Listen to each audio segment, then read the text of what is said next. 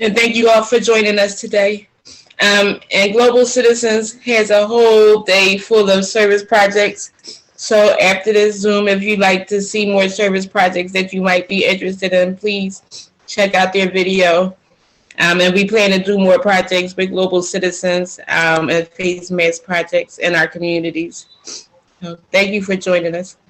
Thank you, Alicia. And I think at 3 o'clock in particular, they're inviting everybody to come back around together for the day of an hour of reflection on racial injustice in the time of COVID-19. And that's through Global Citizens 365. So yeah, and we thank their platform and their ability to get the message out. That's how we've been able to reach most of you that are joining us today. So, just real briefly, just this thing is still here. So we're just, making sure that we remind our friends and neighbors, we still wear a mask, wear a quality mask that's well fitting, kind of, snug around the nose and the cheeks, and it's your size basically. Make sure they're clean. Put on a clean mask every time you put a mask on. We have some tips on how to wash them on the website, so facemasksphilly.com. But basically, yeah, you want to keep it. You don't want to have any mold or bacteria growth on there. It's just like anything else. You just clean it. Put a clean one on every time. And it's not a, it's one measure. It's not the only measure. It's not like a pass to go out and, as you probably heard Dr. Farley and many other people say, it's just one of the layers, and they call them Swiss cheese layers. It's not, none of the layers are perfect, but they work together to protect you and others. So, continue to avoid large crowds, indoor gatherings with people that, especially mask wearing is not universally practiced. This will be, this will provide you some protection, but there's other people not wearing it. It's limited protection. Just be mindful of that, because it is better understood now. This is mostly an air transmitted virus. So yes, and wash your hands. Yes, and so donning and doffing is what they call them in the hospital. But yeah, if your hands are dirty and you're putting it on, the masking is going to get dirty, and yeah. So be in a clean environment when you put it on. That's why, ideally you put it on before you leave the house, as opposed to just like, right before you're running into a store, because by that point your hands could be dirty. So yeah, thank you, Alicia. Yeah. So I'm gonna turn it over to Marina. Dr. Cass Nelson's here to show us the sewing techniques, and basically it's we working with, sew face masks. We've been working with the we got a lot of this fabric here that if you got a kit from us, or the one you're seeing here, actually got it from a couple of places that worked with us. This one I think came from fabric.com, which is now owned by Amazon, but they gave us some, and then these are sheets and people just gave us. So that's, to make the fabric stretch longer, we use only the top layer with the print. And for the inner layer, we've been using just whatever we can get our hands on from, any kind of t-shirt. Yeah, whatever fabric, mostly sheet donations. And so it's basically, just gonna walk you through it. You're putting them right sides together. So the good, the one that you're gonna end up seeing, you're gonna put that together with the liner, and then sew around it. And she'll work with the running stitch for the pillowcase, which is the most straightforward, probably most common stitch, and then probably a back stitch for the channels. Go ahead, Marina. Before we get started with the actual sewing, for those that are maybe a little bit new to the process of hand sewing in general, I just want to go over a couple of basics, as Eugene pointed out. When we talk about fabric for this particular project, you have the right side, which is the one that's going to be facing the outside, and then you have the wrong side, which is the one where the print is a little more faded. So when we start our project, we're gonna, maybe everybody can just set it up for themselves. kind of put their fabric together so that the right side is facing in, okay? And then we're gonna set that aside for a moment. And for our thread, so I'm gonna be just showing a couple of things with black thread, but you obviously, for aesthetics, you can use whatever matches your fabric, or you can use whatever you have on hand. So but I'm gonna work with black thread for a moment just to show you. So, Can I ask a question? of course. I'm a fashion designer, and I've been making masks for, for all the front care line workers. I have a ton of cotton and everything that you guys need. Does anybody need anything? And then I could just, maybe if you're in the area, I could just drop it off. Whereabouts are you located? Voorhees, New Jersey.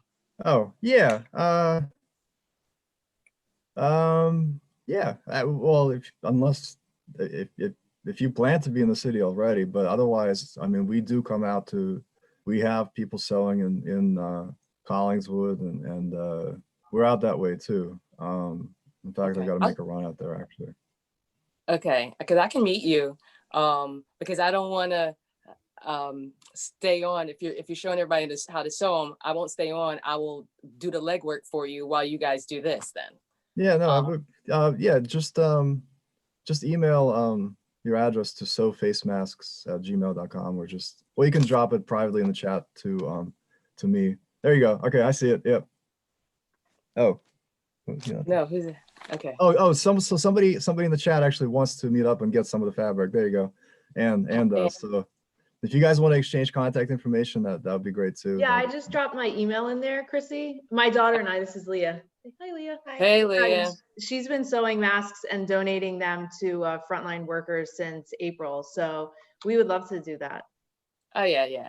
I got a ton. If I can I got a ton of cotton fabric, a ton. And I've got, hold on, elastic. Oh, wow. I got elastic, I got trims, I make all kinds of stuff. Okay, awesome. I just dropped my email in there, so maybe we can connect then over email. Okay, and then call me on the phone. And then you guys just call me and let me know what you need, and I'll shoot out there, I'll run out and do what you need me to do. Thank you, Chrissy. Thank you, Chrissy. I have your number and I will be in touch. And Sew Face Mask Philly, I'll make sure I get you their contact information for the donations also. Great. This is, for me, I love this. This was so much fun for me and so purposeful during this time, because I'm a designer, and so I design all elaborate things and everything like that. But the simplicity of this was just remarkable and profound on how you can help other people, and knew it exactly that it mattered, that one thing. But it's something so simple, it was something so simple. I had everything within 15 feet of me. I didn't have to move out of here. Nobody was going anywhere. No one got no money, and I had food. That's all I did. So it was, oh my God, it was the best time of my life. I mean, it's the situation is horrible, but within your world, you create your own world within the world, so. Not true. Sorry, Marina. Sorry. No, what type of masks were you making? I love the excitement. Yeah, no. Yeah. Well, I made regular cotton masks, and we had like kids designs. I had a plethora of stuff. But then, then people started purchasing, and you got prettier. You made them prettier and made them nicer. But all mine, still keep in mind that it's to help protect people. So all mine are 3 layers.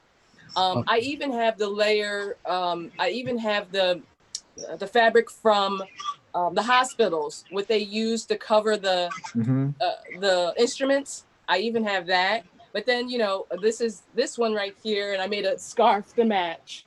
Where's the scarf? And then I make the scarf to match. All right, so these for guys.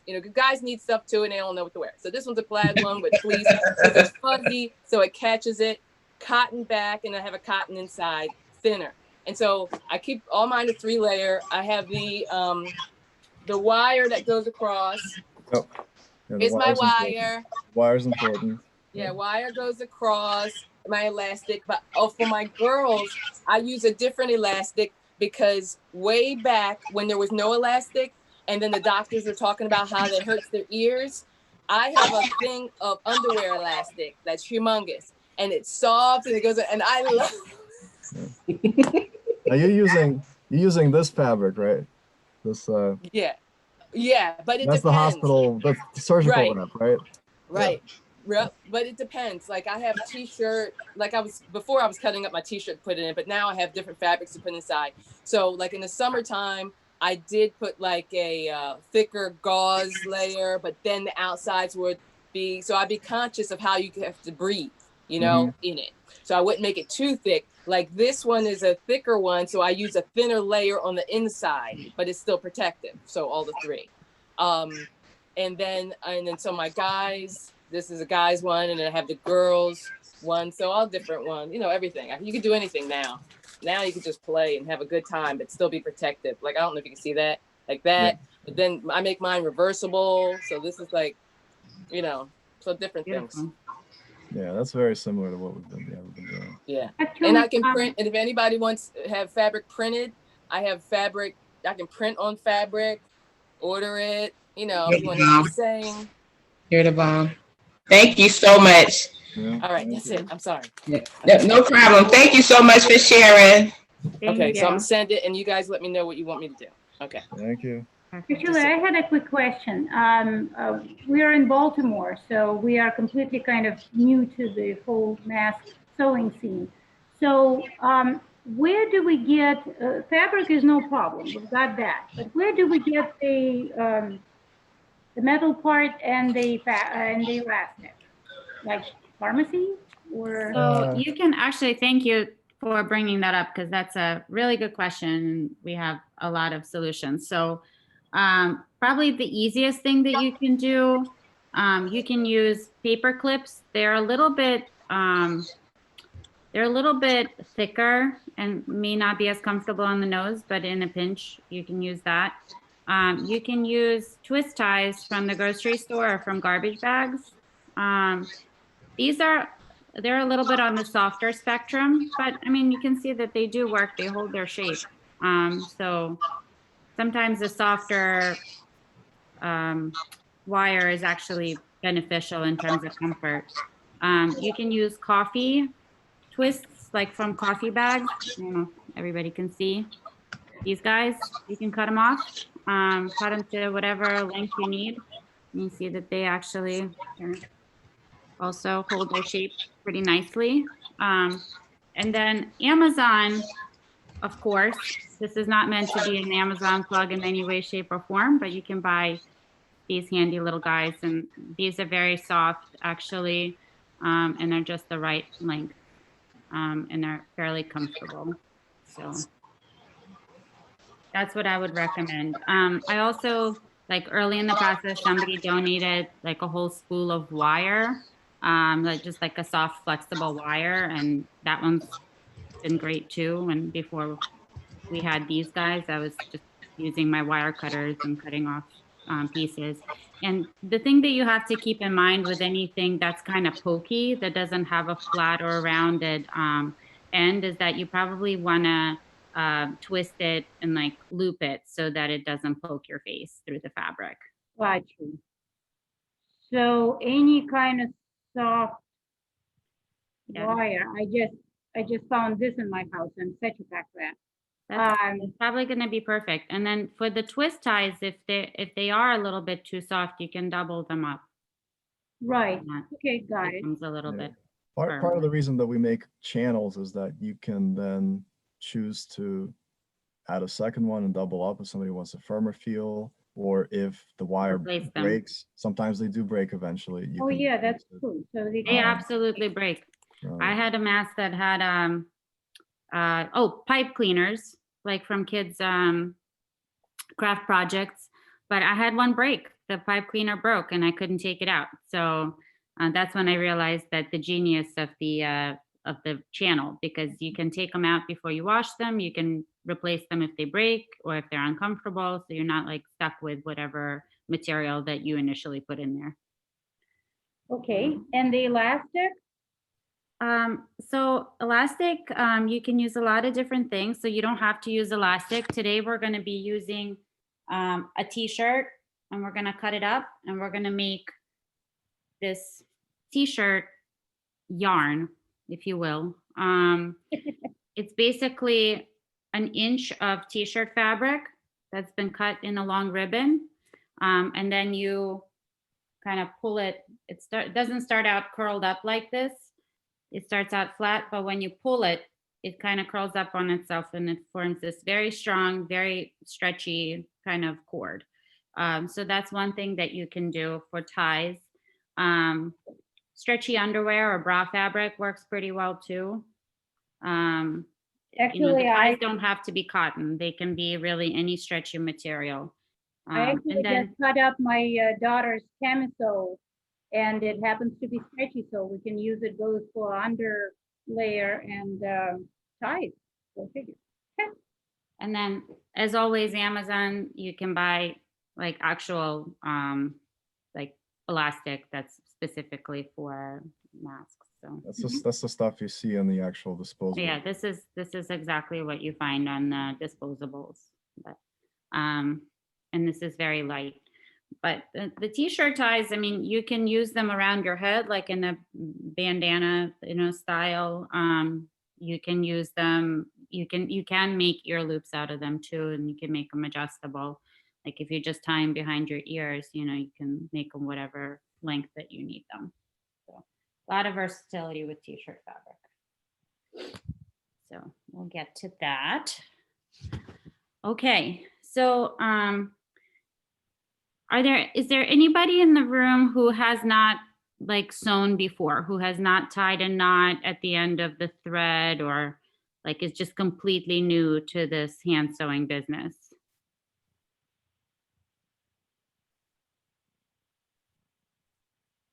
Everyone knows how to start? Yeah, okay, fantastic. So in that case, we'll just get going and skip the intro.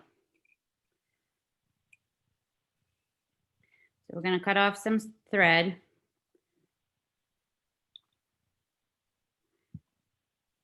And thread up your needles.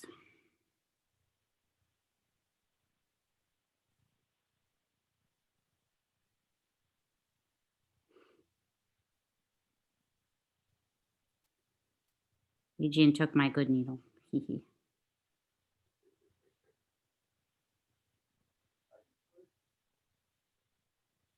I'm good. Oh, darn. There's a handicap.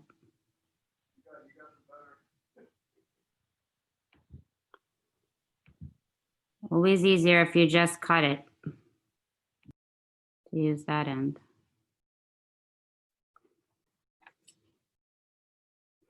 So you can't lick needles anymore, of course, or thread or anything. So I made myself a little, cashier style wet paper towel in there to wet my fingers.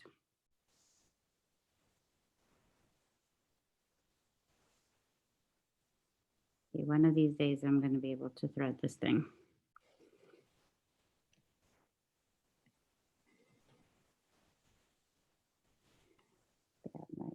Yeah, so you can do a knot, or you could just sew in place a couple of times. There we go. Until it catches. Always helps when no one's looking at you. Alrighty, and then we're gonna go ahead and tie a knot at the end of our thread, and then we're gonna get started. Okay, so basically when you look at your rectangle of 2 layers of fabric put together, we're gonna stitch only 3 sides. We're gonna stitch the 2 short sides, one of the long sides together, and we're gonna leave one of the long sides open. Okay, so I recommend starting at one of the short sides. And you wanna leave yourself about 1/4 inch or so of fabric. You have some options. You can do the back stitch, which is more secure, or you can just run it, which is what I'm going to be doing. And the reason that I'm kind of thinking about how to maximize your time is that the sides that are short. Excuse me, Marina? Yeah. Marina, how did you put these two pieces?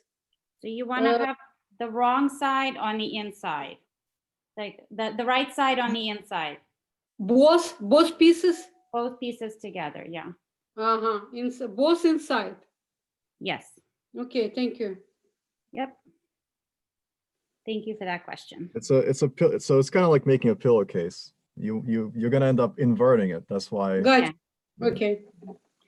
So you can, the reason that running the sides is going to be fine is because you're then going to fold over the channels for your ties and scrunch them. So that side is going to get another stitch. So it's okay that it's not going to be the most perfect or the most secure stitch. So as you can see, I don't know if it's visible very much. I'm using white thread just to make it match my fabric here. And what I'm doing is just basically poking, like gathering the fabric over my needle about 3 times. And then I'm just pulling it through. And that's going to be faster for you. Yeah, so that's the shortcut method. You can go right through and right back out. I'm doing the over and the unders. I'm not as proficient as Marina, but either way works. Yep, you can just do in and out. This is easier. I poke myself less this way. All right. So, and I can just kind of hang out here for a second. So if you have more thread and you can continue sewing, you can. If you run out at the end of the side, you can certainly secure it, and I'll show you how to do that too. But what I did just to be able to make that turn is I just kind of went back a little bit, maybe like a couple of millimeters, and then went forward just to secure it, and then you're able to continue. So I went back, and now I'm going to go forward a tiny bit, and then I can switch directions.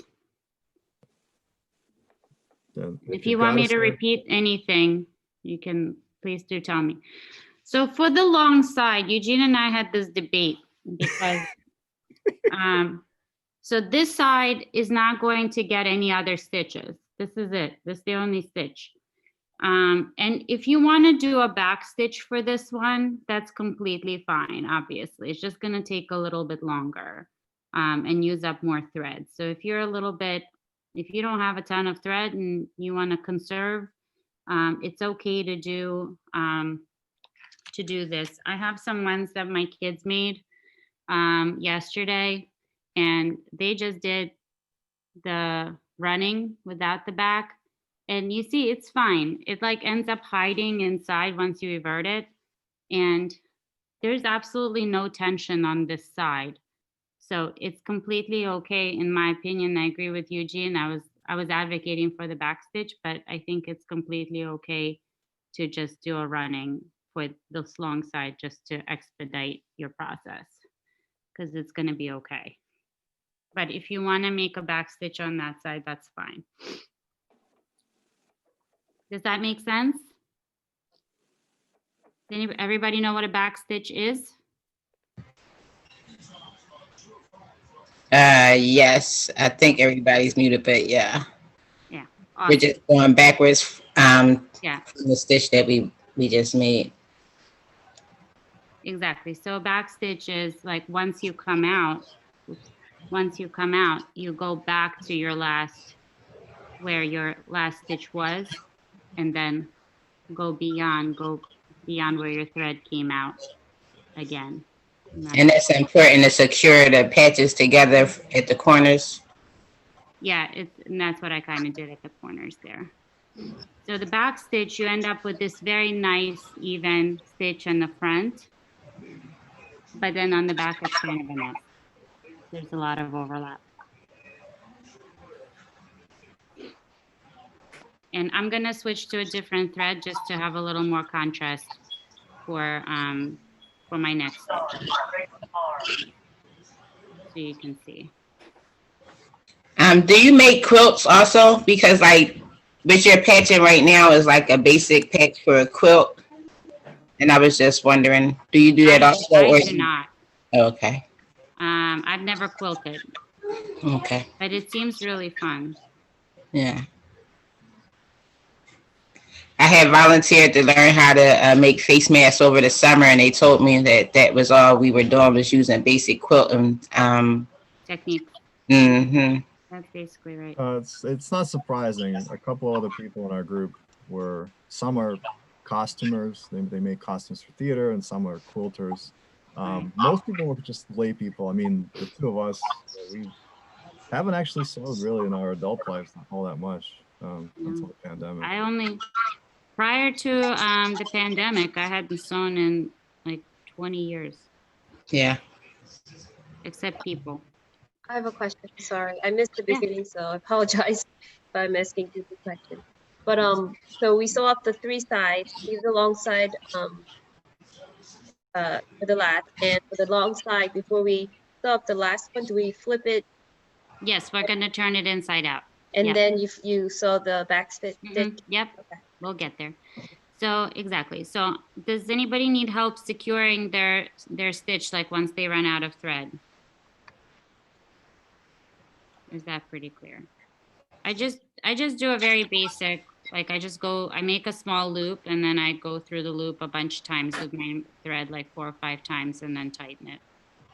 That's all I'm doing.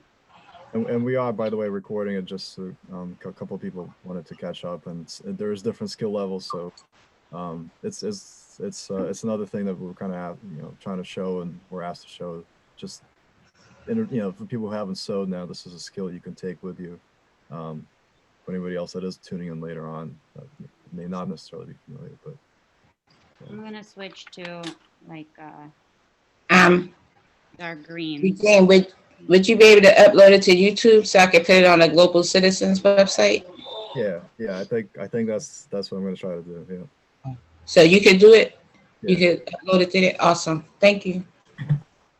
As long as I don't run out of cloud storage, it should be all right. See, no one's watching me. I can thread this needle. It's perfect.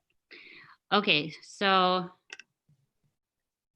and just for anyone who's watching, catching up how to make a knot, just cross it over, cross the thread at the end over your finger. Sorry, having some Zoom issue there. Okay, and then just roll it forward, pinch it, and slide the knot back, and you end up with this little knot here. So.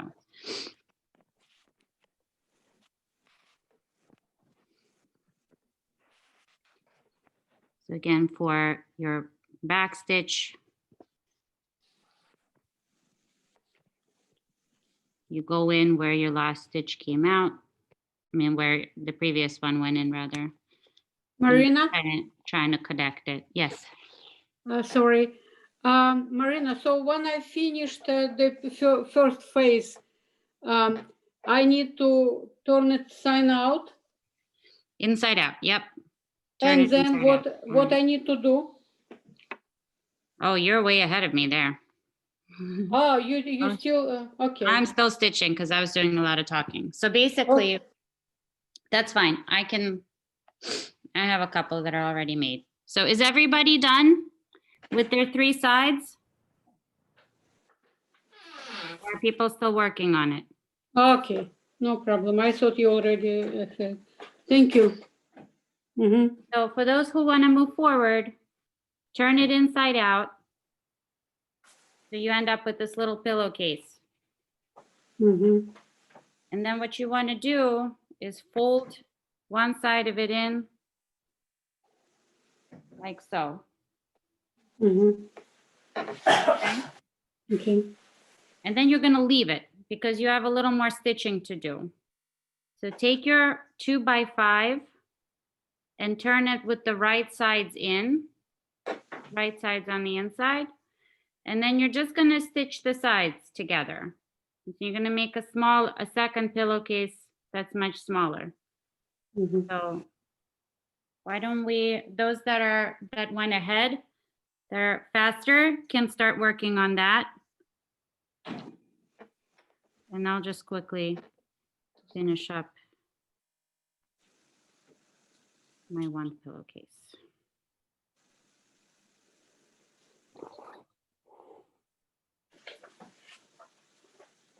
I was experimenting on my children last night, having them do some sewing. They did a good job. So I have conveniently some unfinished masks that I can show you guys, thanks to them. So, How old are your children? And did they like doing the face mask? Was it like fun for them? my daughter helps with some of the sorting and packaging. She's 11. Mm-hmm. In the beginning, when I was just figuring out how to sew with the sewing machine, she helped me like pin things together and cut. Before we had cut fabric, before people were cutting them quickly and donating, I was cutting on my own. She was helping with that. We help out more on the distribution side of things. Nice. It's nice to hear young people are doing the work too. And it's nice to even have a young person on with us. And she's been doing the work since like the beginning. Like, I don't want to cry again, but it's really moving to see that, you know, we are engaged and we step up to the plate to do what we got to do to help, you know. It's just beautiful. Yeah. And, you know, in March, April, and May, Your camera died, Eugene. We don't see you anymore. oh, I see you. Oh, I see you now. Now I see. yeah, in the spring, with the stay-at-home order, remember, we weren't supposed to leave our house for anything unless it was a grocery store or medical visit. And so it was at that time that we were doing more door-to-door deliveries of the masks.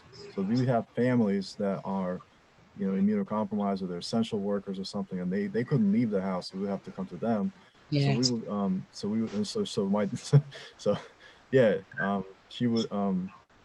she would get out of the car, or she would walk. Actually, you know, a lot of it was in the city. She would walk out and ring the bell, be with them. All right. And she would bag them up in the individual bags, because you don't want to have people when they're picking up masks. When we were doing food distribution sites over the summer, you know, people would like kind of grab the one they like, but you don't want people touching other people's masks they're about to put on. So they had them in bags, but she would put them in the bags the night before, things like that. Yeah. Yeah, after they're washed, clean hands, and then you can put them in individual sandwich or snack bags, because they do fold up pretty small, and then they're ready for drop off. And if you don't have the time to do that, you know, we can do that for you.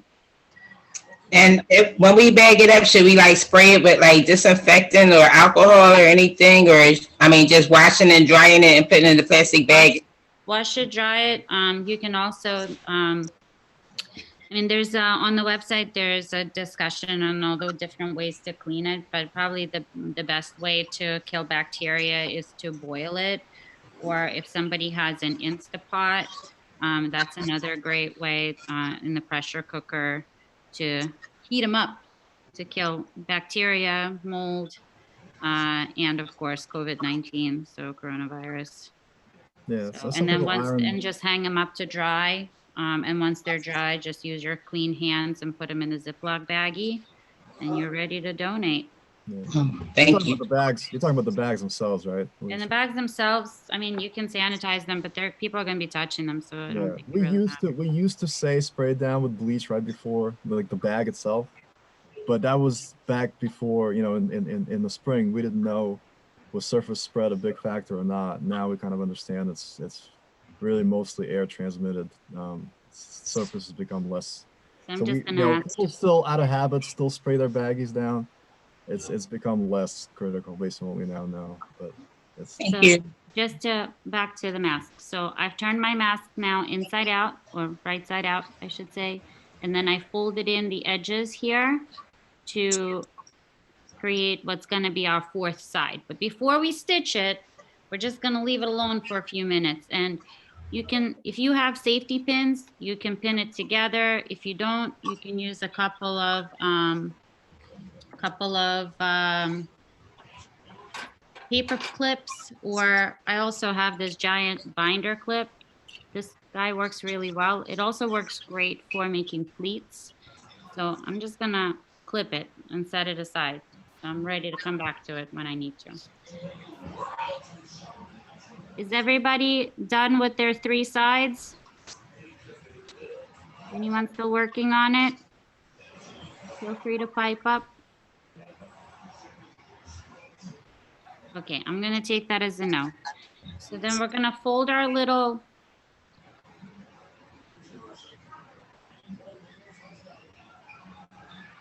Oh, I'm sorry, just a quick question. So the the open side, does it need to be the wide side, right? the wide, yeah. Got it. So for your 2x5, you're just gonna fold it again with the right sides in, and we're just gonna stitch it.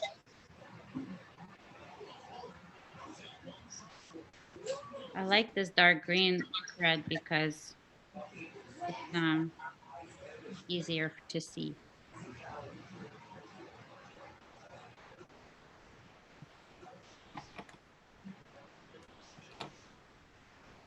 All right. Make our little knot. There's another one of these And off we go. pillowcases coming around.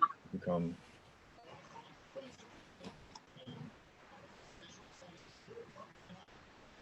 So for the sides for my nose channel pillowcase,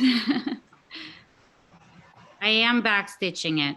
Again, you probably don't have to, but I don't know. It's not a big distance, and I think it'll be a little more secure. But it's probably fine to do it running as well.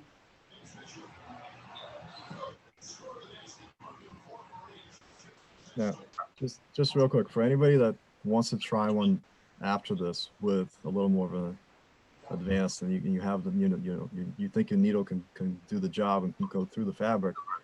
This started out as a pillowcase also. You can see it's the same 8x10, but we added pleats. And you can do that by hand. I did try it out. It does take longer. And how many needles you broke doing it? 3. I did break 3 needles. Yeah, disclaimer. There are better needles out there if you have the needle, can do the job. Yeah, if you have like a thicker needle, you can do it. I like the curved needles. I like to use the curved needles when I sew. Oh, that's just like what we do at work. Yeah. So I'm on the second side of my channel. Just moving right along.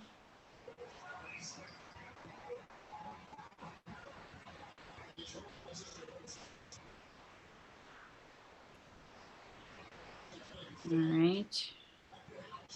At some point, my kids might appear, and I'll put them to work too to finish their masks. But, okay.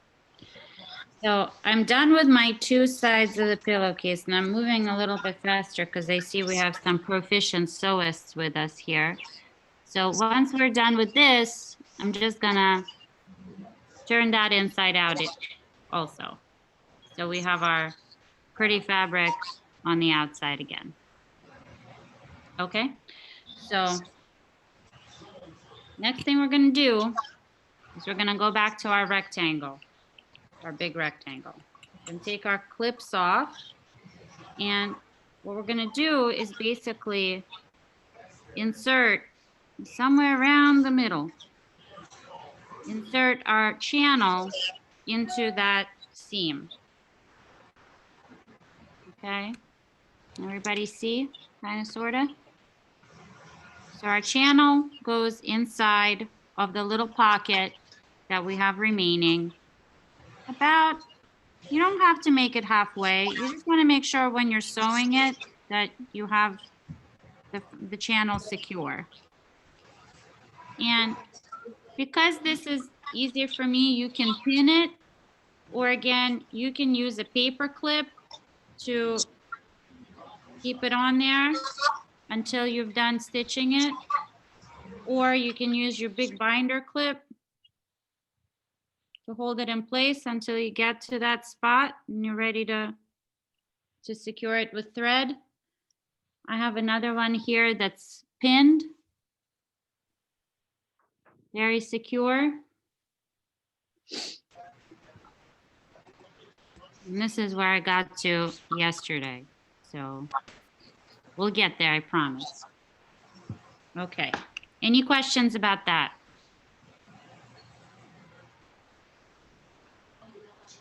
No, we're good. I'm sorry, I'm behind, I have to admit. Not a problem. So when we're sewing the three sides, do we sew all the way to the top of the open side, or do we leave a little bit open for No, the? you sew to the side. So to the I mean like a quarter inch. You want to leave yourself a 1/4 inch margin.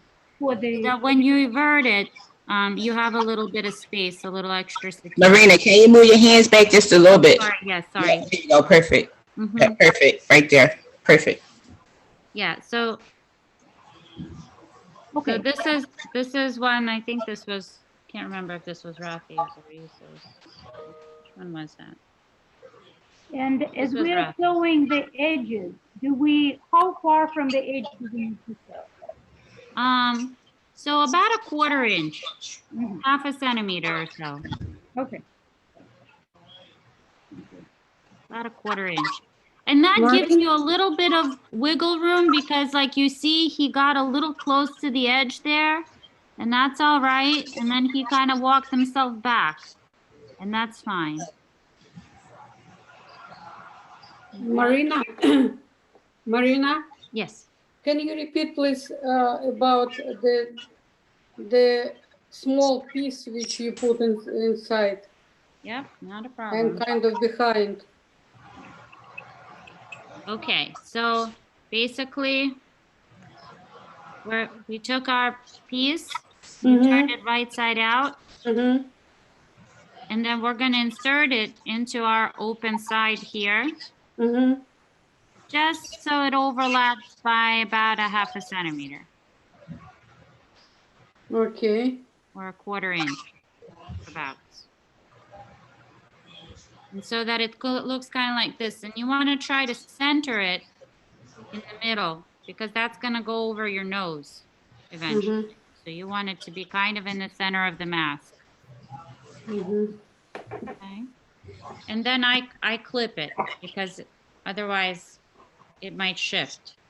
So I try to clip it with a paper clip or a binder clip or pin it like so. So it's in there and you can just stitch and not worry about it moving. Okay.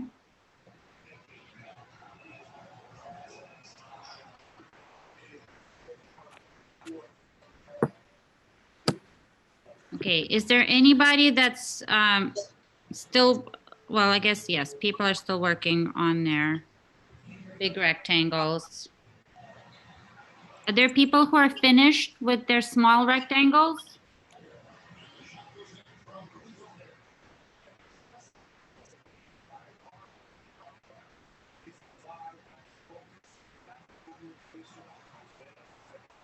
I don't want to go too fast.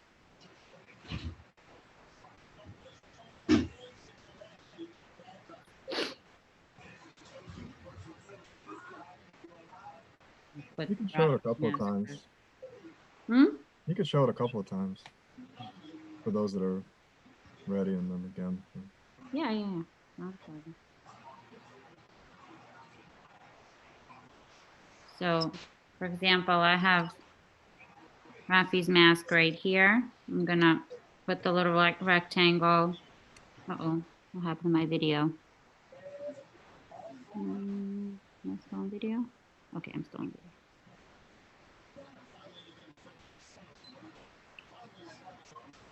So,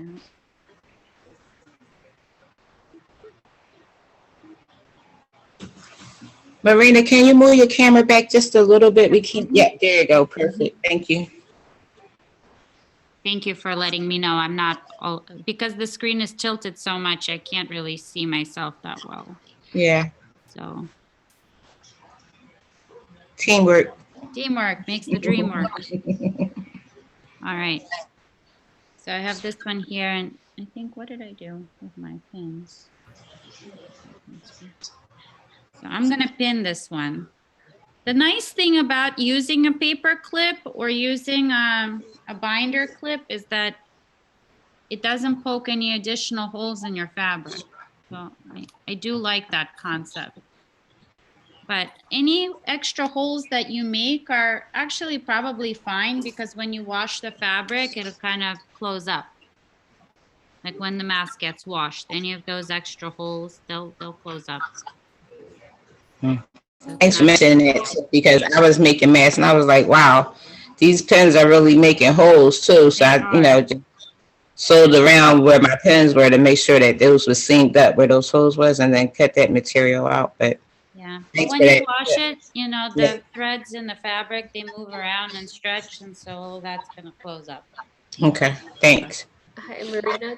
When don't we have to put these inserts in before we do that? No, No? you don't, because the idea is that you're not sewing them in. So this is one that I already made yesterday. Uh-huh. So basically, once the channel is stitched in, you're gonna fold it over and stitch Oh, it and to that's the Oh, mask you and gotta, make this yeah, little we channel. can't see it. We can't see it. Oh, We can sorry. just, yeah, there you So go. it's folded on in, and it makes a little channel, and then you insert it in. Okay. you just insert whatever it is. Oops. Okay. Whatever it is into that channel right here. Gotcha. And this is from, I think, a bunch of vegetables, I think. Yeah, that's a vegetable one, I think. Yeah, the same thing. And yeah, it just goes right in, and you take it out. Some washing machines, if it come out, it can actually jam it up. You just want to take it out probably before you wash it, if you do a machine wash. So cool. So cool.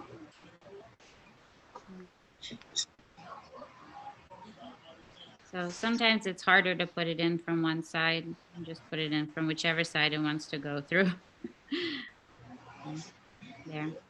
And like my twist tie is a little long, so I can just fold it over. Marina, I just wanted to show you how I did it. Is it correct I did? Yep, you did it right. You just want to maybe make sure, maybe you want to give yourself a little bit more on the top, because when you fold it over, you don't want it to be too narrow. You want to make sure you're able to. It's what I thought. That's why Yeah, I asking just you. a little Okay, bit. thank you. Uh-huh. And then this is one with a wire, for example. You can use whatever you can get your hands on, honestly. All right, so I'm gonna go back to my little paper clipped mask here and start sewing. So for this side, I am personally gonna use a back stitch, because this is the last, like nothing else is going to hold this side together, and the wire does get a little bit of, the nose channel, it does get beat up a little bit, and so I want to make sure that that's in there secure, that it's not going to fall out. If you want to hide your knot, I start stitching from the inside. So my first stitch, I go in from the inside of the pillowcase so that I'm able to hide the knot inside, so it's not like irritating my face later. Okay. And then once you're out, then you can start stitching. Now, it's always hardest to start at the corners because the fabric is bunched. There's like a lot of layers of fabric. So once you get through that, past those first couple of stitches, you're going to be, oh my God, this is so much easier.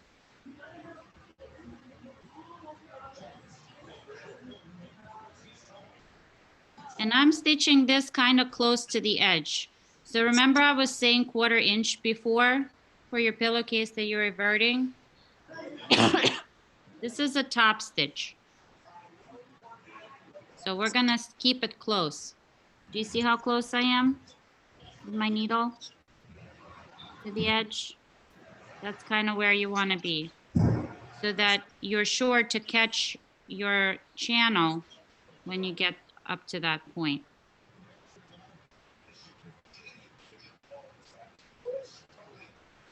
And I am doing a back stitch. So I'm going back, maybe 2 or 3 millimeters, and then going ahead. And so on this side, it looks a little messy, and I probably should be, I'm making a bit of a cosmetic mistake here because I probably should be doing the back stitch, like the even part on the side that's facing out. So I'm gonna switch. I'm gonna make it pretty.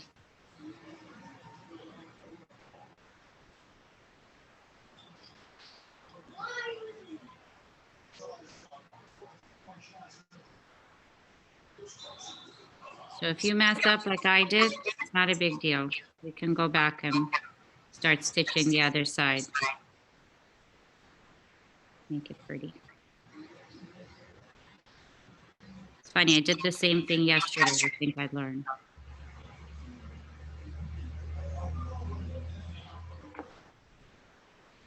Yep, I surely did.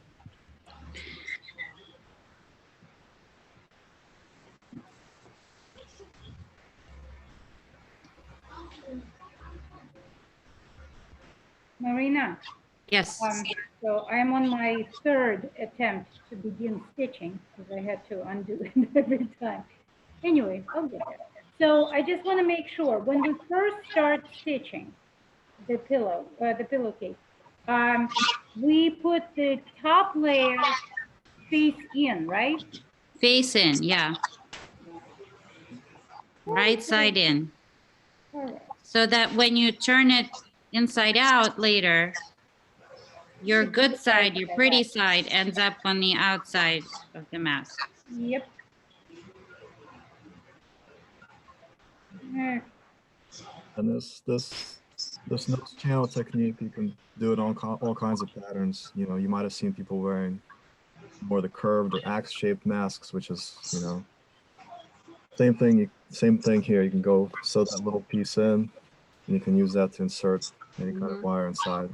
It's the same principle. It carries over. And why is it important to have a nose wire?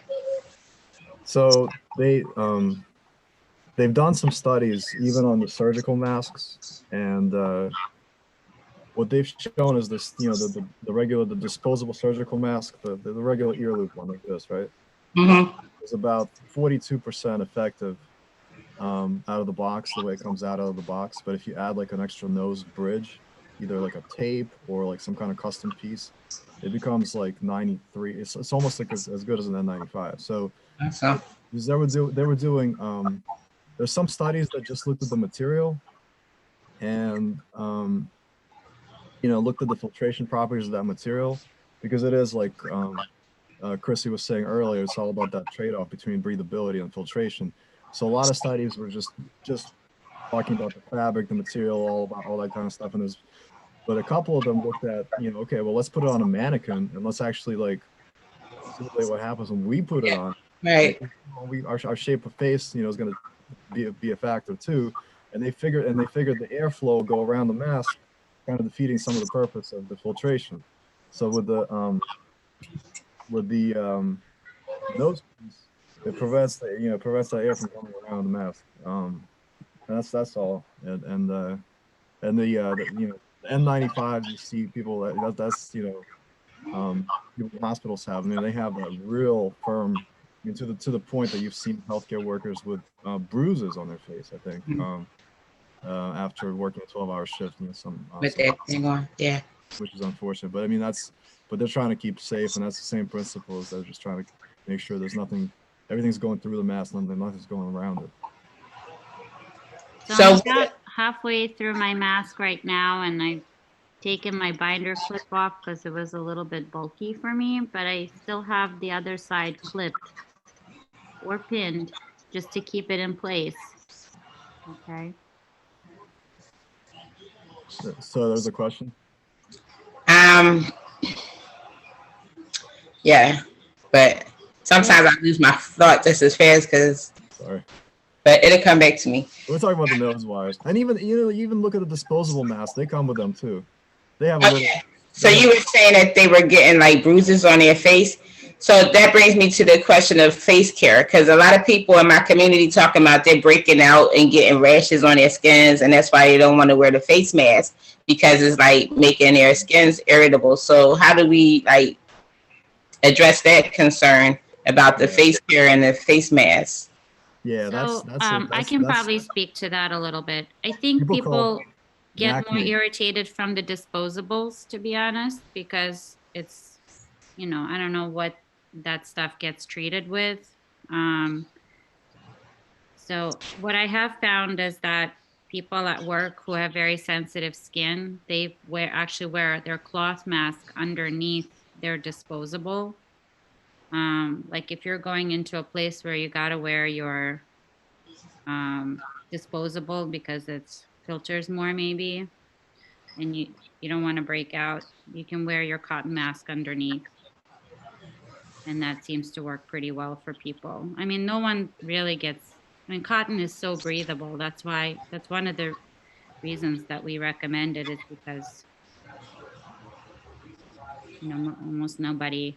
But should people be like washing around their face like we wash our hands? Like when we go to wash our hands and everything, I mean, is there a way to slow down the skin irritation from the skin face mask? Because even if I wear a cloth mask all day, I'm still in a cloth mask all day. I have breathed in this mask all day, that. But some people's skin, that could be like a bit irritating. Yeah, that's a different kind of thing. So there's the one thing about the irritation from the type of material on the procedure mask Marina was talking about, and then there's acne. Some people call it different things, but it's irritation from your cotton mask. What is it called? People get acne. I mean, mask acne. So mask acne. Okay. I don't know. I've heard all sorts of terms for it, but it's basically a lot of it is having to do with keeping your mask clean. Okay. So it's that fungus and bacteria buildup that even a little bit of it over time can from prolonged contact with the skin can cause some irritation, and that's why people have that. Just try to switch them out more often, and when you wash them, maybe try boiling them instead. Every once in a while, at least, maybe like once a week, on the weekend, just boil it. Okay. Because it takes a while. Like they've done studies where they put a mask, and they've actually done like cultures. Like, okay, you take it out of the washing machine, and then you try to put it under culture to see if anything will grow under a microscope. And from the washing machine, the ones we use at home, they don't get hot enough, and the dryers also don't get hot enough. So you need like, I think it's like 145 degrees or something, and then the residential washer dryers are more like 125 for the water, maybe 130, 140 for the dryer. Still not quite there, and so you're not quite killing everything. We're not even talking about COVID right now. It's just like the germs, the regular germs, bacteria and fungus, and that over time can create like, and once you start wearing it, the mask becomes wet again, which is a hospitable environment for all that stuff to kind of go. So yeah, I was just try boiling it occasionally and try to switch them out more often. Yeah, that's what I was gonna say. Switch them out more often, because like I go outside, and right now there's so much condensation and cold air, or in the summer in air conditioning, that the mask really does get moist on the inside, and that moisture can irritate. So just as soon as you feel like your mask is getting a little bit damp, just switch to a dry one. So that's why it's important to make your own mask, like a reusable mask. But should we wear them like 4 hours?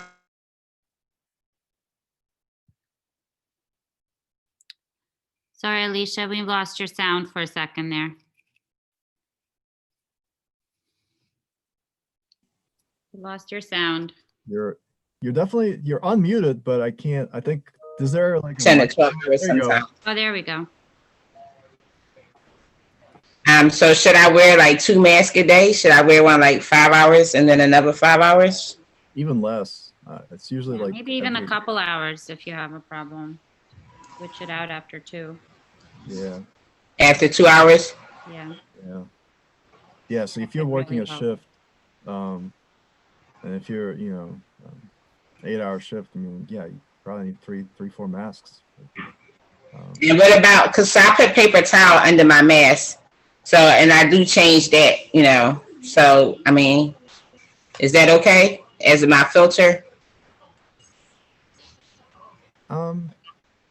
It's all right. I mean, that's, if you have nothing else, yeah, I mean, some people have done, the only thing with the paper towels too is, if you're using a white paper towel, then it's going to be treated to make it white with dioxin, which is also not great. So if you can find like a brown, like unbleached paper towel, it's better. But yeah, I mean, But how about coffee filters? yeah, some people use coffee. In the early days in the spring, we put the coffee filters in. I had There's, trouble breathing through it.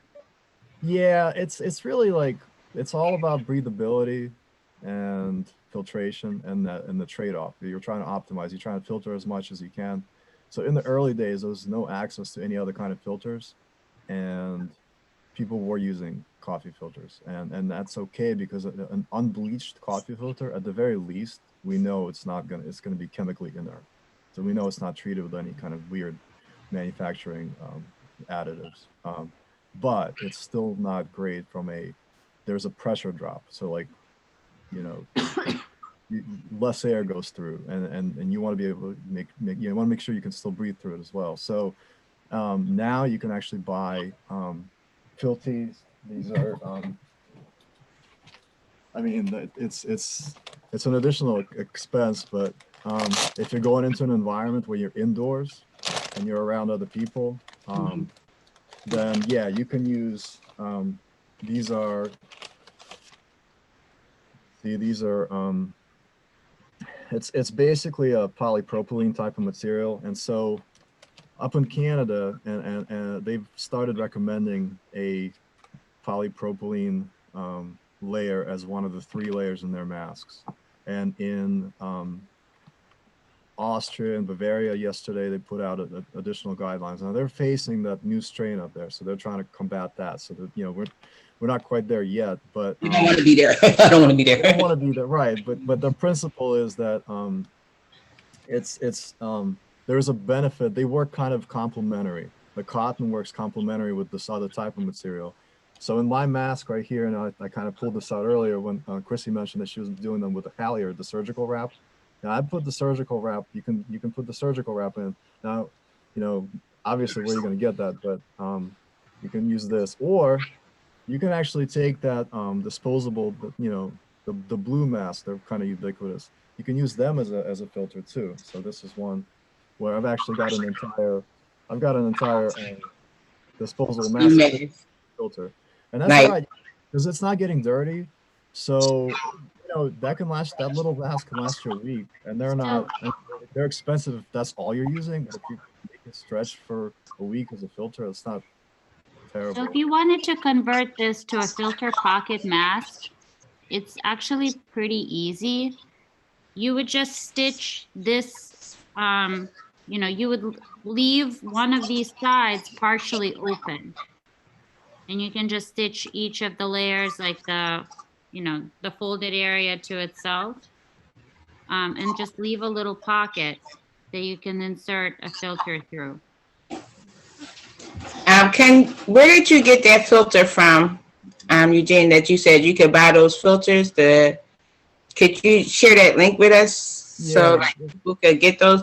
Because somebody told me that they go to Home Depot and they use the filters that they put in the air conditioners. Like they were using those type of filters. Is that good to use? The HEPA? We definitely. That's the one I would not. Not okay.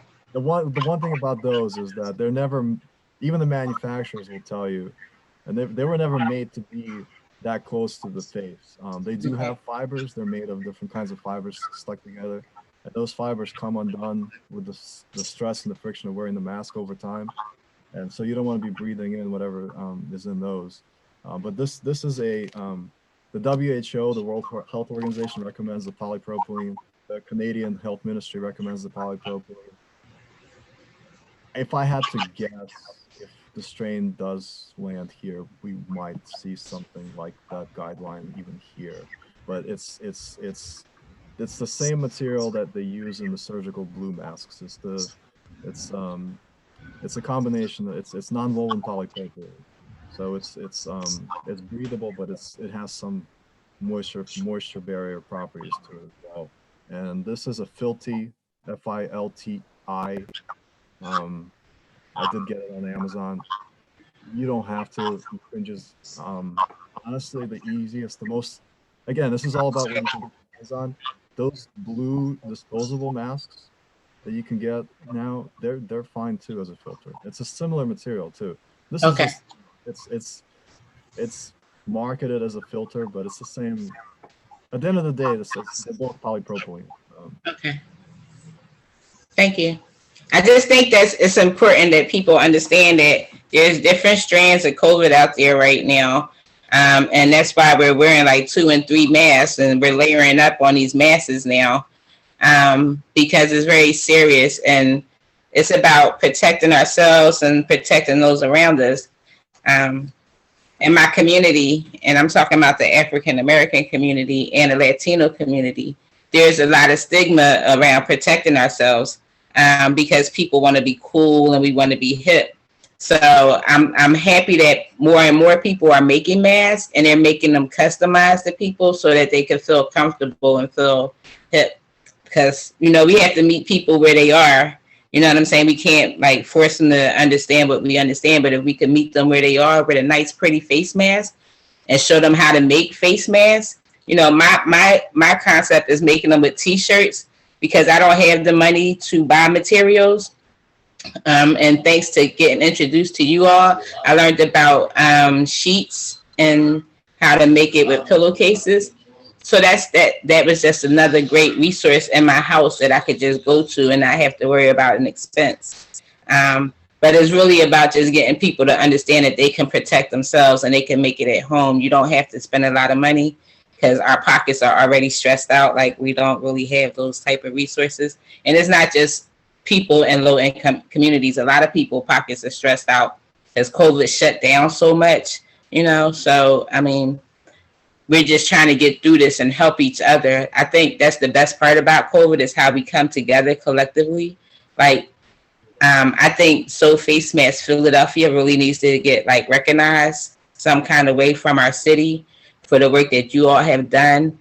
20,000 plus face masks made and donated since the beginning. That's, to me, that's just worth recognizing, and supporting, like making sure that you all have what you need to keep doing what you do until this mess is over, because it's very important to have PPE for everybody, and to make sure our hospitals have what they need. Like, we're not taking their supplies, you know what I'm saying? Make sure that they have the supplies that they need, but we also have what we need. So I'm very grateful for the work that you all do at So Face Mask Philadelphia, and that this is MLK Day, and that you all are being recognized, and you're still doing the work and helping people learn how to make face masks. So Thank you, Alicia. yeah.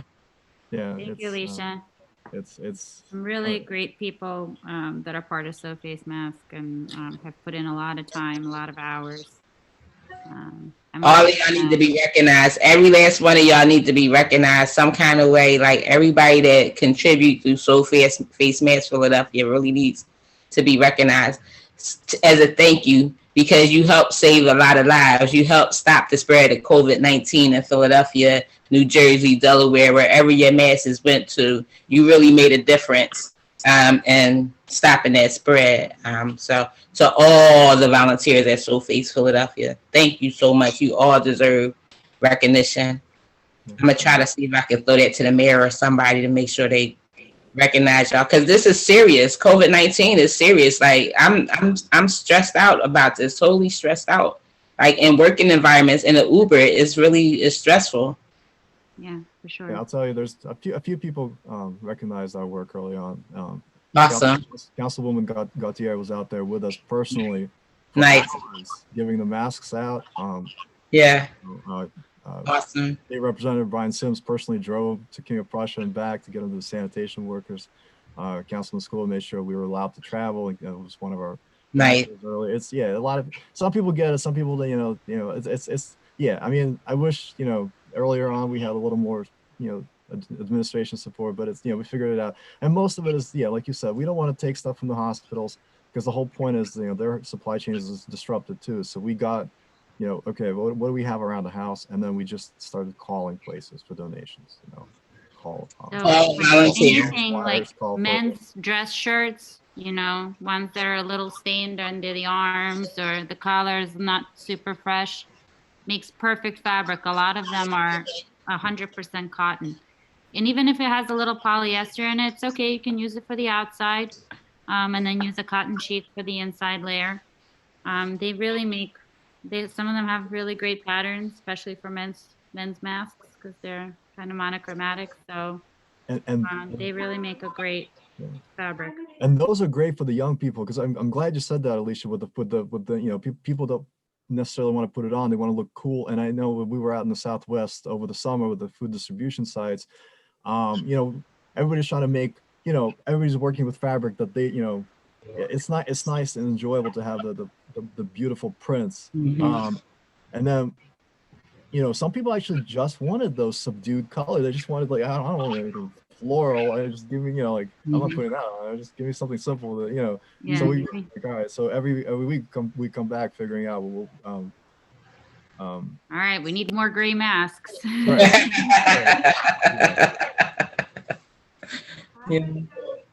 But I just want to say butterflies. Yeah, thank you all because it's all volunteer work. You didn't have to do it. You all stepped up to the plate, and I just want to say thank you. Hello? Yeah, we hear you. Yep. I have a question, Marina. I'm a little bit behind. Can you repeat the step again for to do the middle section? To do the what? Which? The middle section? Yeah, well, you never know how many lives were saved because of the mask donated by SoFace Philadelphia. SoFace Mask Philadelphia. We'll never know, but we know they made a difference. So, do you have your little, oh my gosh, where's my little rectangle? Oh, here it goes. Do you have this little rectangle made? Yes.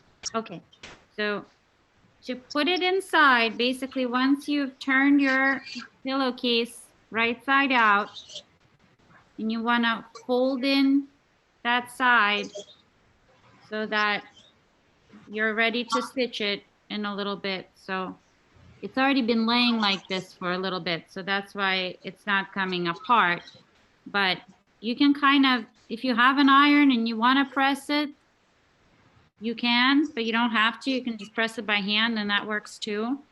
You can use a binder clip or a paper clip, or if you have these pins, you can use them too. But paper clips work great.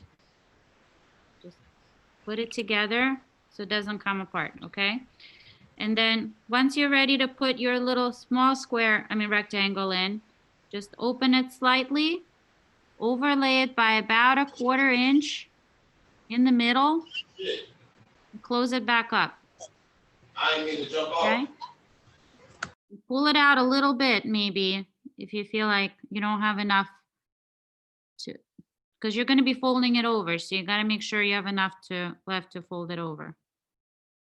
And then you can use your little paper clip or a binder clip or pins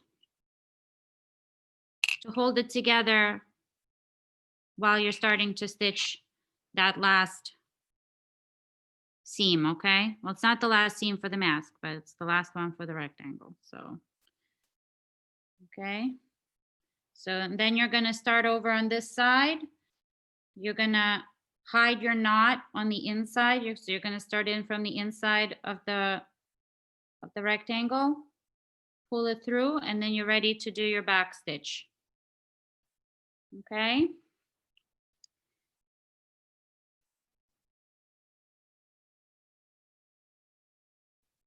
And then when you're done, it's gonna be stitched inside like so.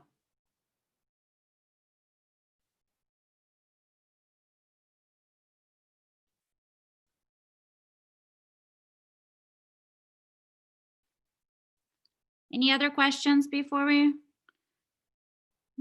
resume?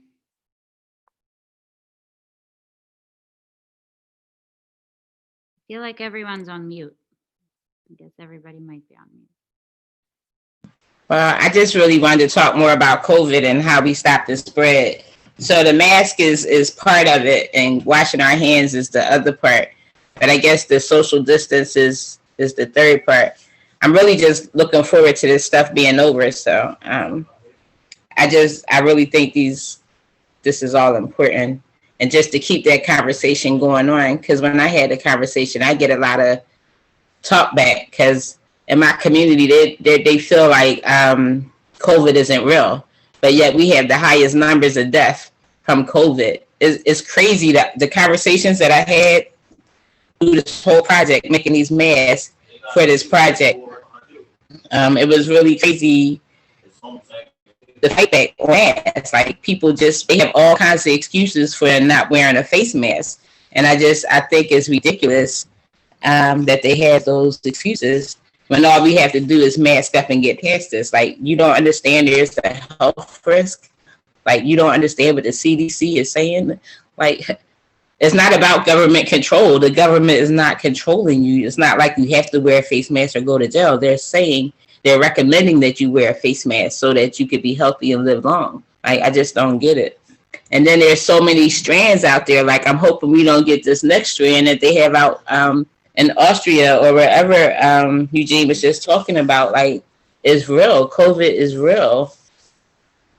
Yeah, I dropped a couple links in the chat. But yeah, I mean, it's really, it's not even the government. I mean, even before the government was recommending the masks, we were making them, and we were recommending to people to protect themselves. This wasn't a, the guidelines came, but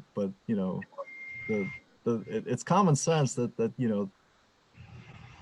masks have been around for a while. I've had them even before, like years ago. If I was feeling off, I remember I would put one on. But in some countries, it's the culture is what it is. But yeah, I don't know how it became such a big charged thing. But I put a link in the chat just an example of a study from South Korea. The indoor dining is reopened, and it's a trade-off. The business needs to survive, and the trade-off is there's not a perfect way to contain the spread. So this is a study from an indoor restaurant. For 5 minutes, they were in the same shared airspace, 20 feet away, and it was transmitted. Wow. So you can distance, but I mean, really, the way I think of it is you got to have 2 out of 3, either be outdoors, be masked, or be distanced. You got to have 2 out of 3. So if you're indoors and you're masked, and you're kind of close to people, you got the mask, but that's only one of them, and so you kind of pushing it. You start distancing indoors, it's better.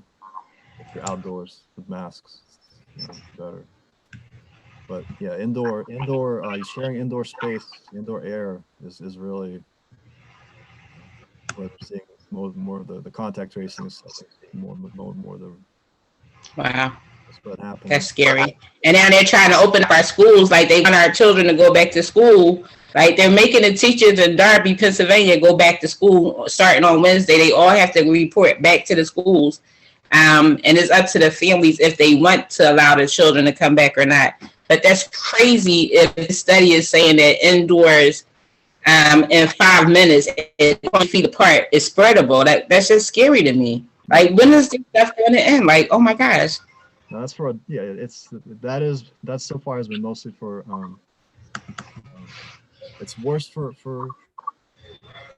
obviously the older you are, it's worse. And I think it's those have happened between adult to adult spread. It hasn't been quite as bad as the really young kids like the preschools, but but indoors is definitely a lot worse than outdoors, as Dr. Farley's been saying. We're about to put the channels in, I think. So Marina, you're gonna do the channels, you're gonna put the channels in. Yep, I'm finishing up my, Um, I see Eugene and I are on the same speed. It's, but All basically. right, so I finished up my channel here. You can see. I folded it over. I stitched it. I tried to make sure this time that my back stitch, the nice even side, is on the outside. And I'm just checking to make sure I can freely pass my nose wire into it, and that's fine. So we're done with that part. So next is we got to try to figure out to attach it to our faces, right? So that's going to be a lot more stitching. So the way that we're going to do this, so Eugene pointed out that you can make a pleated mask out of this. That's fine.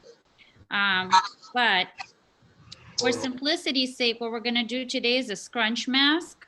So we're going to make these channels by folding the fabric over on the sides and make channels for our t-shirt top. Right next to my room. So I'm going to demonstrate just quickly Marina, how to make a t-shirt Marina. tie while people Marina, are. Yes. how for the this is the material I wanted to use for the tights. Okay. And what is it? How high it should be? So I recommend about an inch. About an inch. So I'm gonna basically cut off the bottom of my t-shirt here. Mm-hmm. Is that cotton that you're about to use for the ties, or is that a Yeah, it's t-shirt. T-shirt? Okay. Mm-hmm. Great. So just so that I can catch up with you. So I'm gonna quickly cut off the bottom of my and how shirt. long? And how long, Marina? So, you know, that really depends on the size of your head. Does Eugene, does Julie and her kids, does she specify the length of the tie? I think it's 50 or 55 inches. 55 inches. Okay, and you said inch? Inch wide, yeah. Wide, okay. Now, if you go a little bit wider in some places, you can always trim it later. But this side, the bottom side of a t-shirt, you don't use, right? Well, it just doesn't stretch as well. I mean, no, it just doesn't stretch as well. Okay. It stays wide. It doesn't get skinny. Mm-hmm. So Because that's it's got the seam in there, it's going to keep. got the seam. You can probably use it for something else, but. All right, so I've cut my t-shirt about an inch. And I have my nice little round here. And this is where the magic happens. It really blew my mind when I first saw this. When you pull it, it turns into this nice, thin, very stretchy, flexible ribbon. Like a bungee cord. This is great. When the pandemic is over, I might get into crocheting baskets out of this.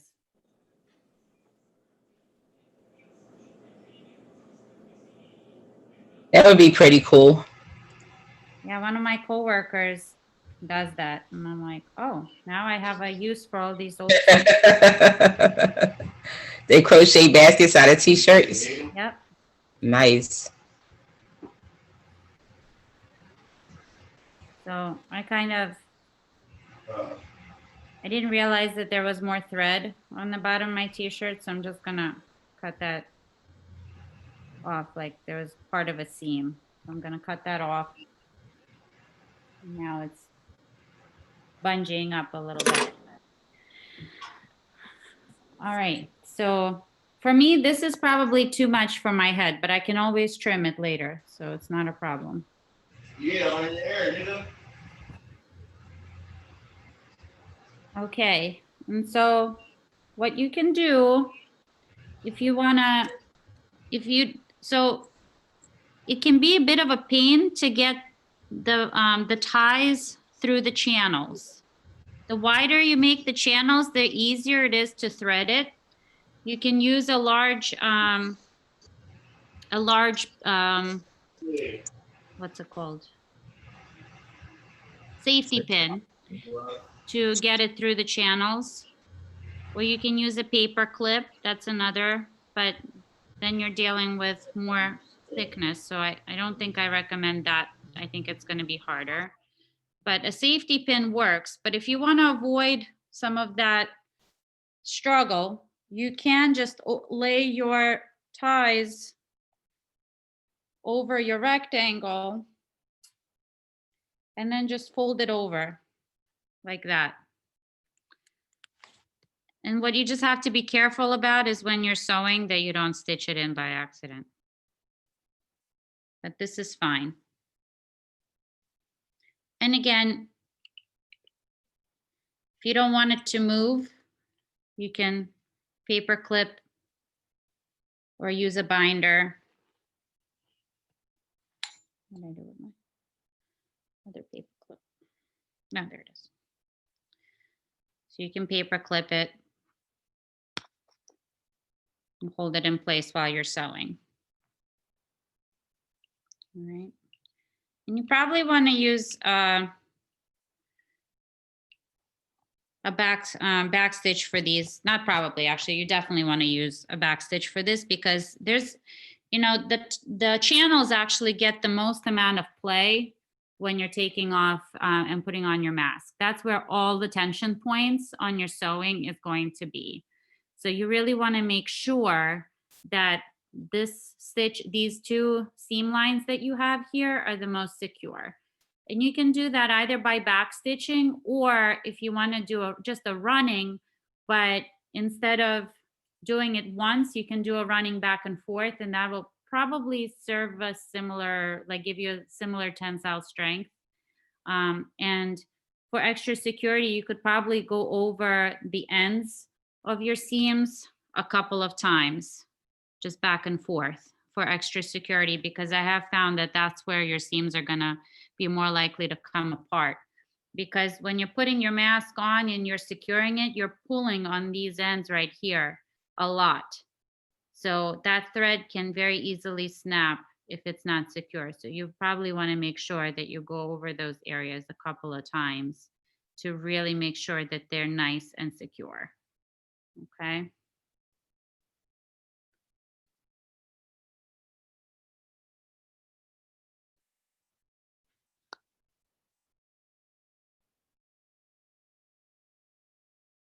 Does anybody have any questions?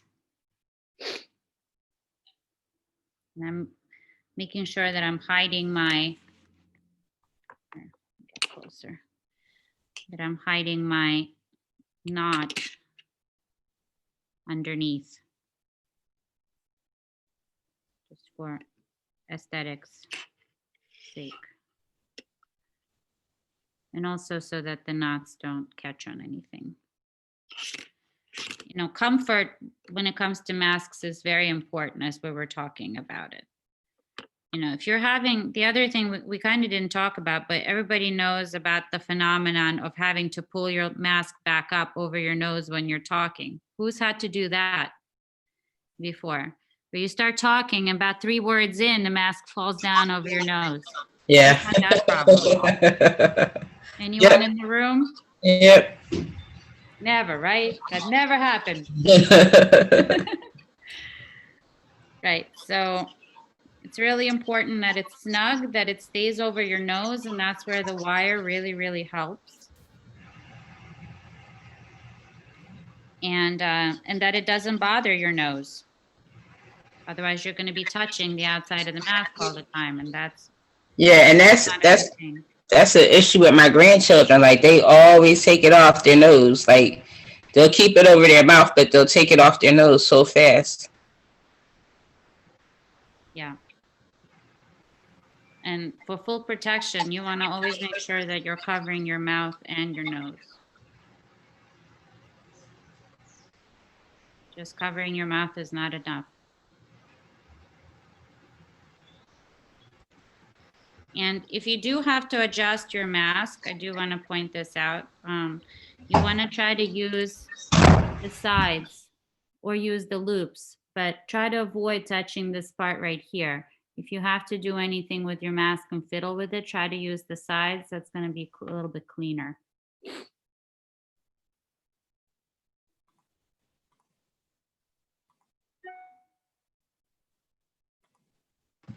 So is hand sanitizer just as good? Like if you can't wash your hands as often, if you put hand sanitizer on like 4 or 5 times a day, is that just as good?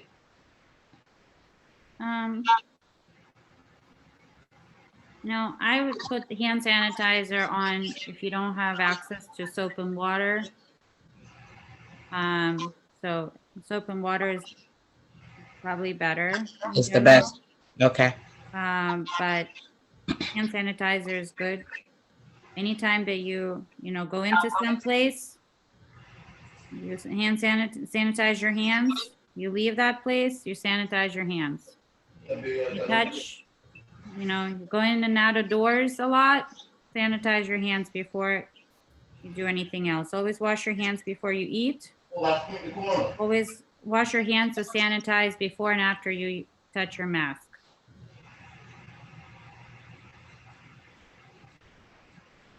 I'm really struggling with this needle.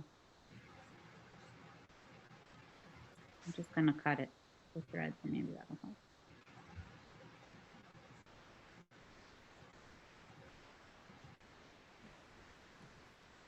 And you said you didn't start sewing until COVID. It was because of COVID is what got you to making the mask.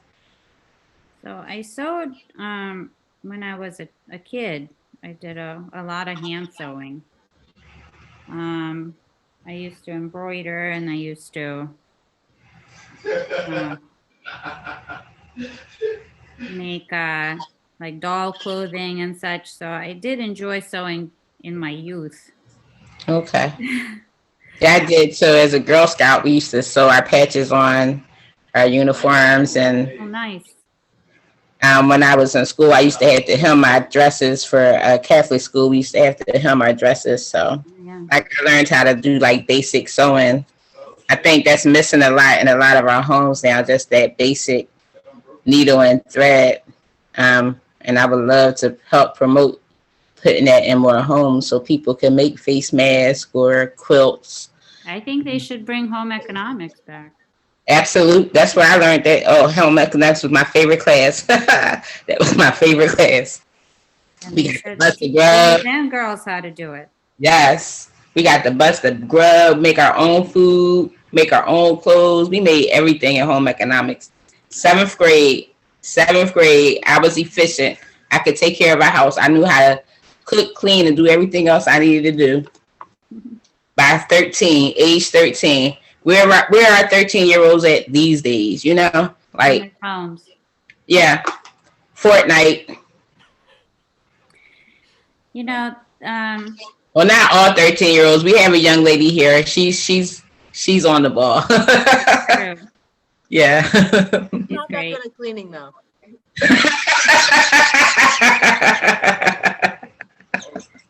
Well, my 11-year-old, she picked it up pretty well.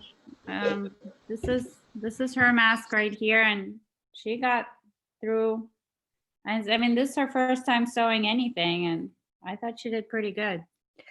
And the nice thing about this is once you learn it, it doesn't matter if it's been 2 decades or 4 or 5. The skill doesn't go away. You remember how to do it. Your fingers remember, and then you get a little faster as you get better at it, but as you do it more. But I had not used the sewing machine or touched a sewing machine in 20 years. We used the sewing machine in our home economics class when I was in 5th grade. I made an apron, and then I was terrified of the sewing machine because it moved so fast and I was sure it was going to go through my fingers. Scared of it. No joke. It's true. For 20 years. 30 years. Yeah. And then, Eugene brought home a sewing machine in April or March and said, you know how to use this? And I said, nah. And it didn't work. Oh, wow. It didn't work. And I said, look, it doesn't work. It's 60 years old, this thing. It doesn't work. And he said, sure it does. You just probably have to clean the lint out of it. And I said, but, you know, I'm not easily defeated. So I cleaned the lint out of it. I figured out how to open it and Nice. found some instructions for it online, because turns out Kenmore makes instructions available for their old sewing machines. So Nice. found it, and we figured out how to clean the lint of it out of it, and what do you know, it works. Just need a little cleanup, huh? Just needed the lint cleaned out of it. That's all. That's beautiful. Yeah. Yeah. And it is. It's right here behind me. I don't know if people can. Oh yeah, we can see it. We can see it behind you. Yep. It's one of the kind that's built into a cabinet, so it's not a freestanding machine. And it's got the belt on the outside that makes the wheel connect to the motor. And it's beautiful. It works. The nice thing about this pattern is that, you know, what we are showing with the sewing, hand sewing, that you could do the same exact. Much faster. But if you have a sewing machine, or if you are inclined to go out and get one, this is going to carry over. It's the same technique. Now, the one thing that while Marina's finishing up the mask, putting it on, there is a trick to it. You do want to pull on the ends. You know, it's almost like a parachute, kind of like you got to. So when you're putting it on, to scrunch it, make sure that it, because initially it's just going to have the. It's going to be a pretty long side. So to scrunch it, you have to really pull on it on both sides to till it's tight around your face, and then you'll see the fabric kind of shrinking on itself and taking the shape of your own face. That's kind of the key to this. So it's one of the more forgiving patterns in terms of it taking whatever shape face you have. But you do have to scrunch it until it does that. Initially, it'll just be like a loose, draped rectangle kind of hanging over your face, and then you keep pulling on it, and that'll take the shape of your face. So you see I have my binder clip on one side, just keeping it together for me so that I can confidently keep stitching, not worry about it moving.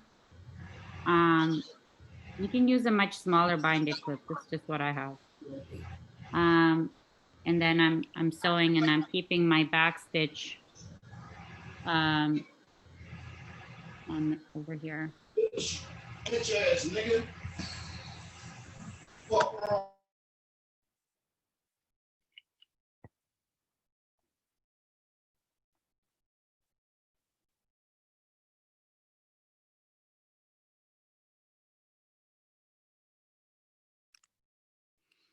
And I'm just gonna, I run out of thread halfway through. So that's okay, I'm just gonna tie it.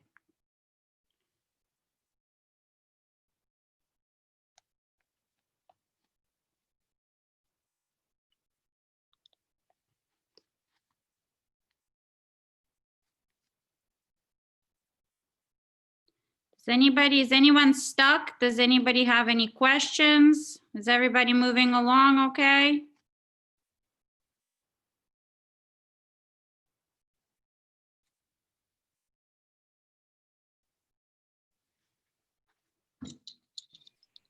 Yeah, so you can see, I mean, this one has the pleats, but the ones without will do the same thing. You get the length down as short as you think it'll need to be. It'll hang with the liner facing out, and then you just put it up against your face, keep pulling on it, and then you tie it behind, and then it'll just, you know,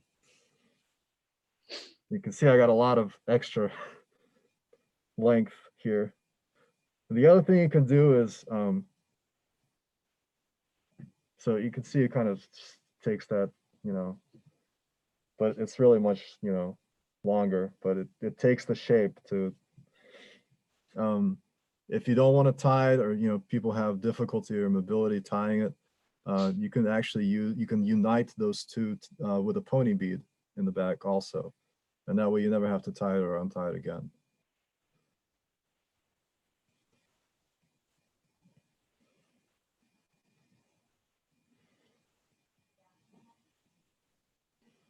I'm gonna see if I can find one that I have with a pony bead. I'll just show you. Yeah, you got a finished one. No, I don't, I'm not sure I have a finished one somewhere. I think it's in the wash. But basically you can use any little pony bead and you can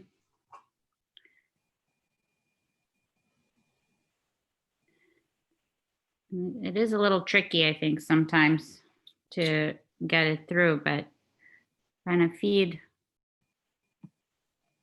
the end of it in. And if you can get both ends of your t-shirt tie into it, it's actually really snug and it doesn't slide that easily. But what it can do is like you can make yourself a little, basically like a little, I'll do it at the end when we're finished with the mask, but it allows you to keep your mask as a loop, like the ties as a loop in the back, and then just tighten it. So you're not having to tie it every single time, which is annoying. And then for ladies, you know, it messes up the hair. So if you keep tying it every time. So it's supposed to go through the two sizes? So two? Yes, both sides. So I have it on one side right now, and I'm almost done. Right. And then you're gonna put it through on the other side like that. So it's gonna be a continuous loop right here. And where you put on this ring, you put two sides, two ends? Yeah, both ends. I mean on the ring which you just showed us. The bead. This one, yeah. Yeah, Yeah, both you ends. would put the bead on both. If you have one. Both sides? If you have. Yeah. So like right now, mine is a continuous loop, right? So actually I can just, I'm just gonna pull the whole thing through. There. Okay, I got you. There. So now I can make it as tight as I want it. Got you. That really helps me personally. Yeah. Keep it tight and not having to fiddle with the ties every time.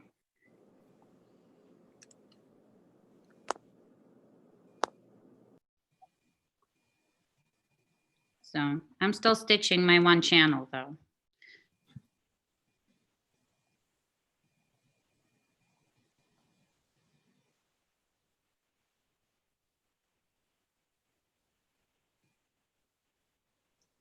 Any other questions from the audience? Yes, actually, I actually have to jump off at 12, so I just wanted to see if you could go over what we're supposed to do afterwards. I think I may have missed that. Okay, which part are you on right now? No, meaning like once the masks are made and you were talking about putting in individual bags, and then what? Like I don't know. I think I may have missed Eugene, that's your part. Yeah. Yeah, once you've got them made, you just depending on how many you get through and if you want to keep sewing after today or not, you can there's a form on our website, sew face masks philly.com. You click on donate masks and you just put in your location where you're at. Okay. So we can depending on where you are, if we're going through the area, we can pick it up. Or you know, you can mail it if there's a lot of times what it is there's a need nearby and there is a batch of finished masks also nearby and we match it up. So we have they're just Google forms. So we have one for the request and one for the donation masks, and we just kind of look side by side. Okay, this looks like you can take these and put them here. But yeah, just you just go out to the website and whenever you think you kind of gotten through, however many you can get through, you just put it out there. Yeah, thank you. When you say put it out there, we mail it ourselves? You just once you put in your information, we'll let you know. Oh, okay. Okay. we'll That's pick it what I up. was asking. Yeah, we'll Okay. pick it up. Yeah, a Yeah. lot of times we're able to pick them up. Okay. Or if the need is in the local area, I can drop it off myself. Correct. Yeah. I mean, we try not to make it to be too far. So Mm-hmm. if it's close by, we'll say like, are you comfortable going out there? Otherwise, we'll come pick it up also. And it's mostly like it's all contactless delivery. So people like you can leave it on people's porches or hang it off the doorknob and just, we'll coordinate, or if you feel comfortable texting the person, say, okay, I left it. It's all contactless delivery. Okay. So all this information is on the website. Yeah, it's sofacemaskphilly.com. Or And Eugene's going to make sure it's in the chat, right? Yeah. Okay. Yes, please. Of course. Yep.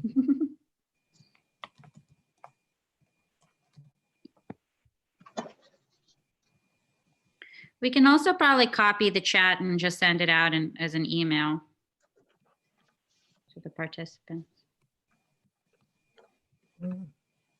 Yeah. The dimensions are on there and Yeah. the future sewing needs. Yeah, most of it is on the website. So and there's videos too on the website on how to do it with machine sewing. But this is actually, I haven't hand sewn these masks before this past week, but it's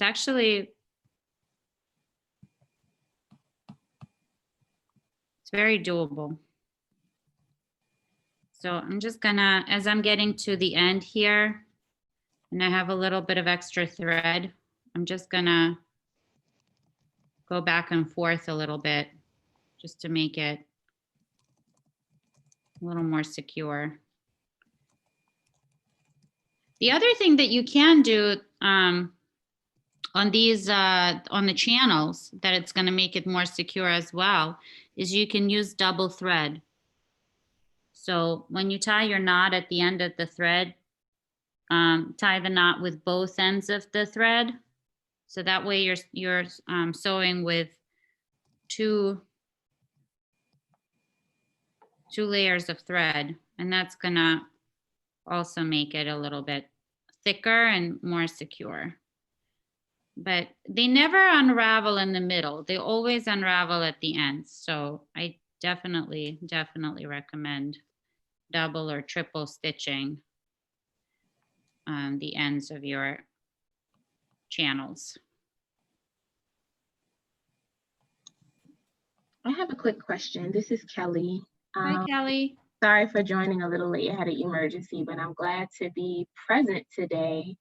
I just went online to the website, and one of the questions to donate already made masks, it asks how many masks do you have already made?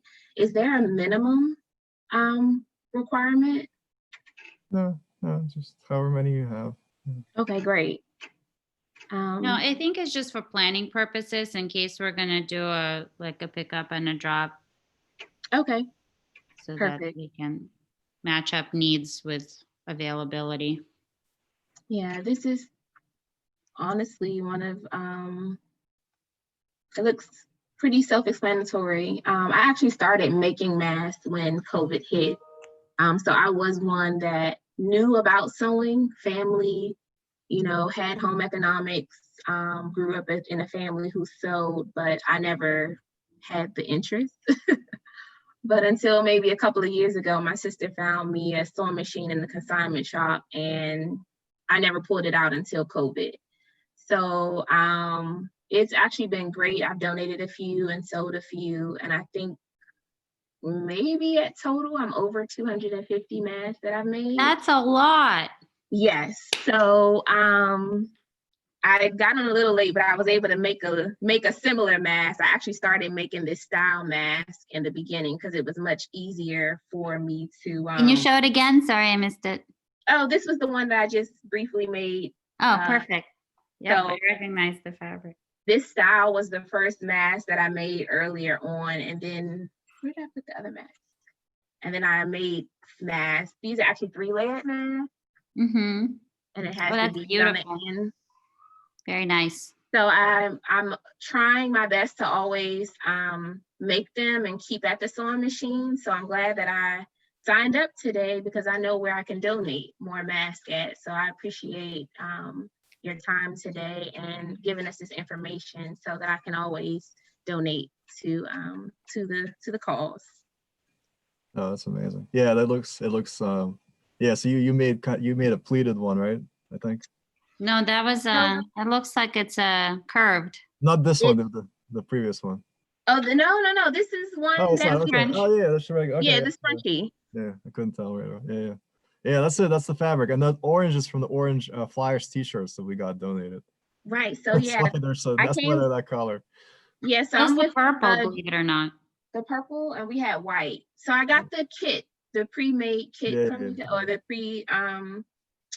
I guess of the donations of things that we needed to get. So everything was in the bag that I needed. So I appreciate that. And we have, so, and since you have a sewing machine, if you need more, you know, we have them. If you need thread or fabric, or we can. Oh, so you provide that to? Yeah, yeah. We can provide fabric. Yeah. Yeah, we have it.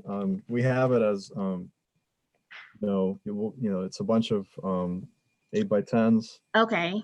And for ties, it's okay. So this one has twill, so it's not as stretchy. You can use elastic if you have it already. And it comes with the 2x5s also. Okay. So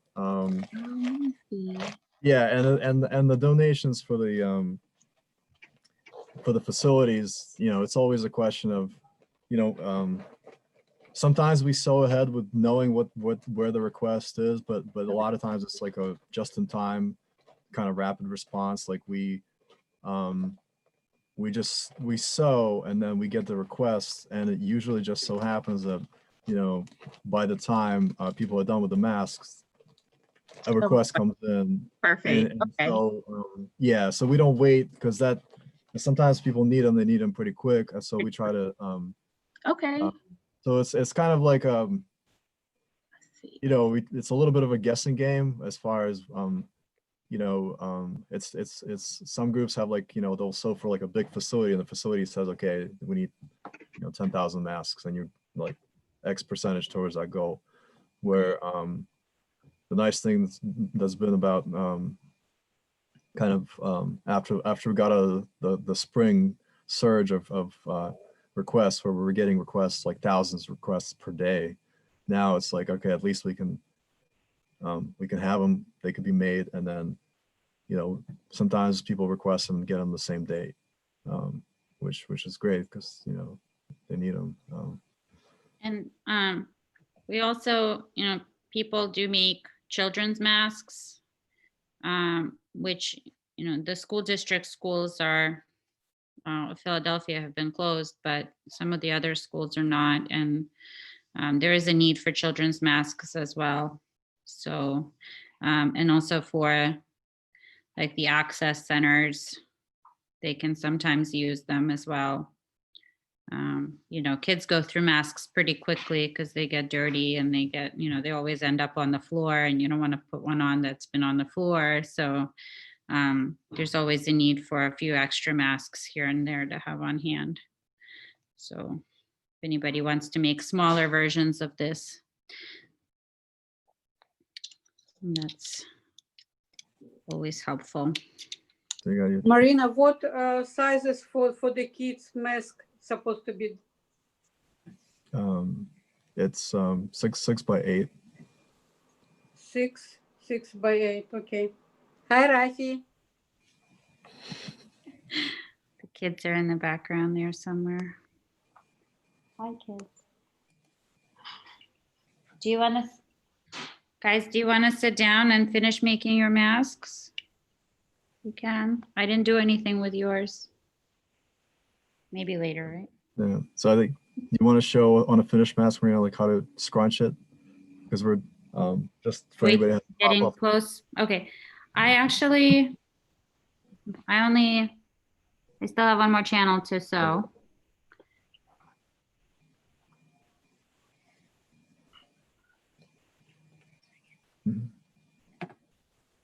What time is it now? Noon.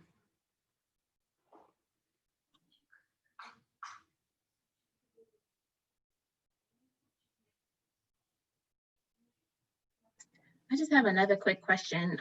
As far as donations for the mask, is paracord okay? Like cord to use Yeah, for the mask? yeah, we've had people use paracord. It's tricky to kind of cut it off or burn it off at the edge or however you normally work with it. But yeah, I mean, that does work. Okay, I didn't know if there was a specific need or requirement, but I have tubs. Ever since I started making it, I have tubs of it. So this will allow me to use it for donation. So yeah, ties, pretty much anything will work for ties. perfect. Okay. Yeah. Twill, t-shirts, paracord.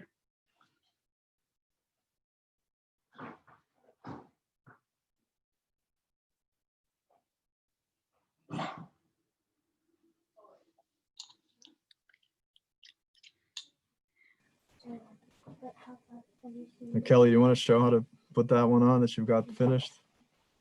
Since you got it already.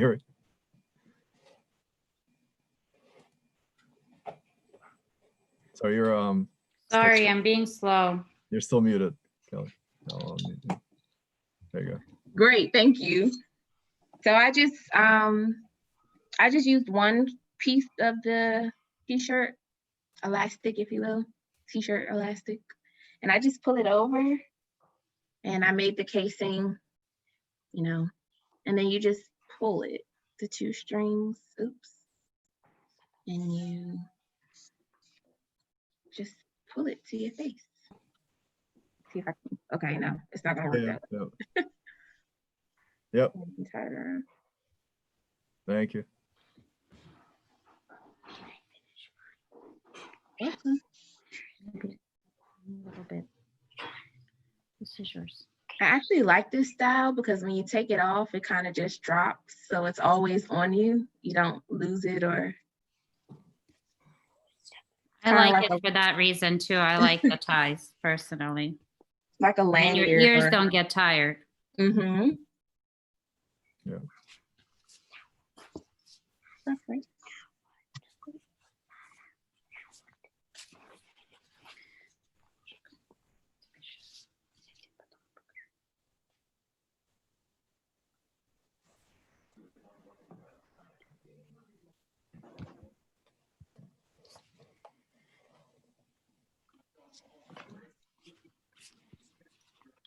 The hardest part for me is the ends because they're so thick.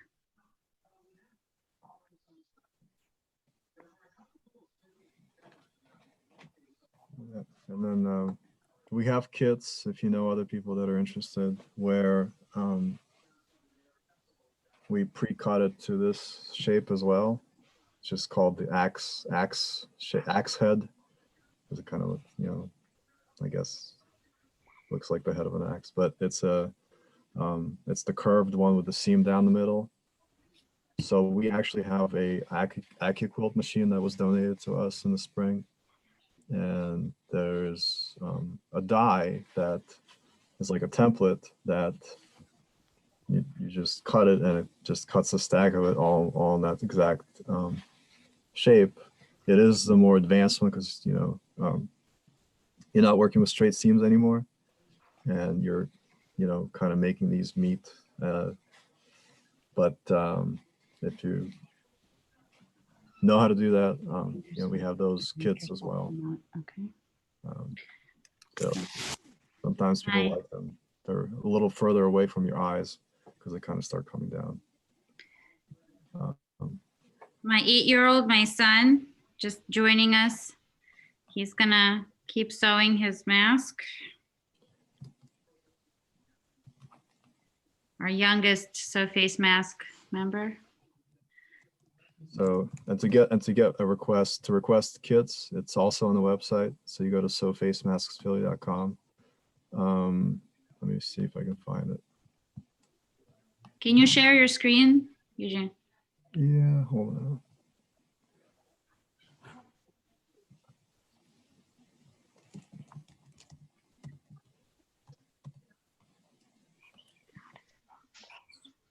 It's okay. Where can we come up?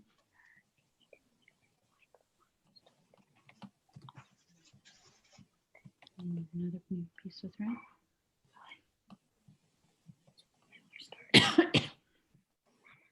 Yeah, so this is the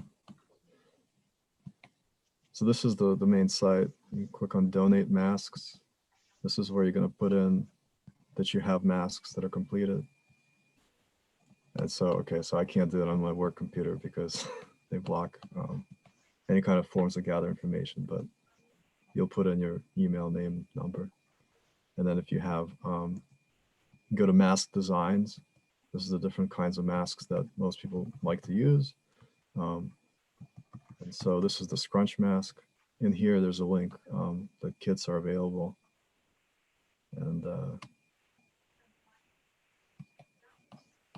it'll take you to, again, another form that you can request kits, but also you could just email us to, just at the bottom of the website, there's always a contact us.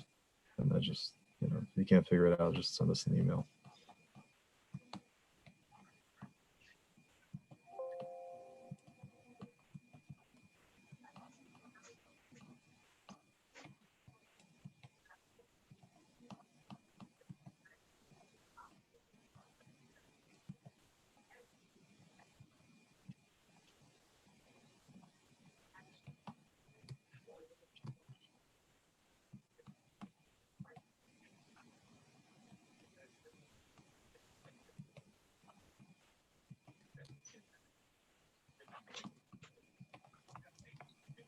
All right, I'm working on my second channel here. Trying to speed it up. Not going through.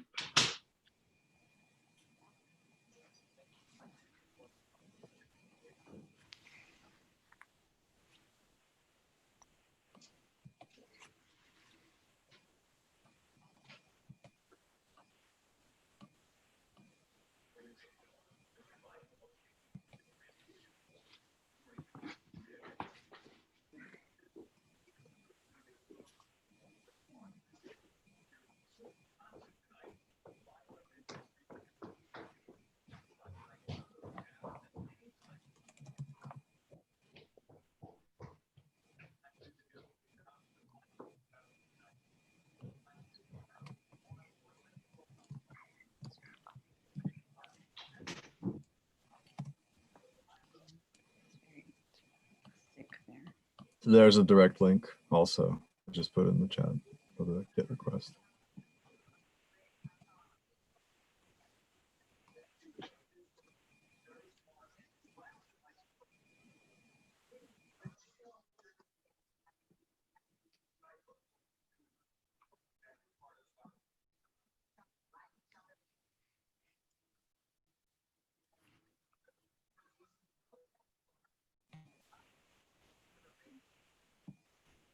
All right.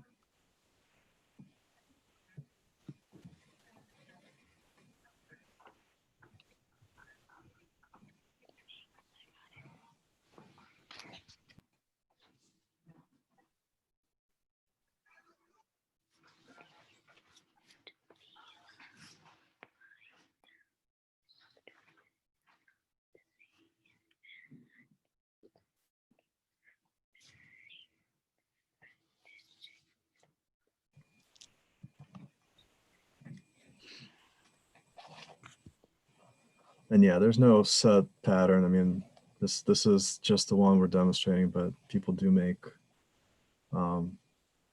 ones with ear loops as well. This one started out as the same 8x10. So you can take the kit that you get and turn it into a pleated mask as well if you want. It's starting out with the same dimensions. It's just in the same nose piece even. And you just add three or four pleats.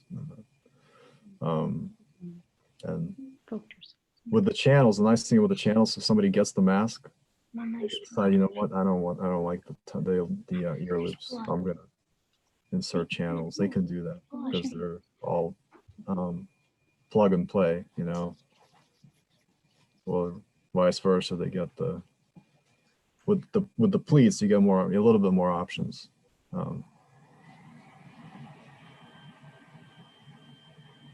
Pleats are just hard to sew by hand. Yeah, right, yeah. But this one in particular, you can take it, you can put ties in behind the head, you can put elastic ear loops around the ears. It's the same, otherwise it's the same mask.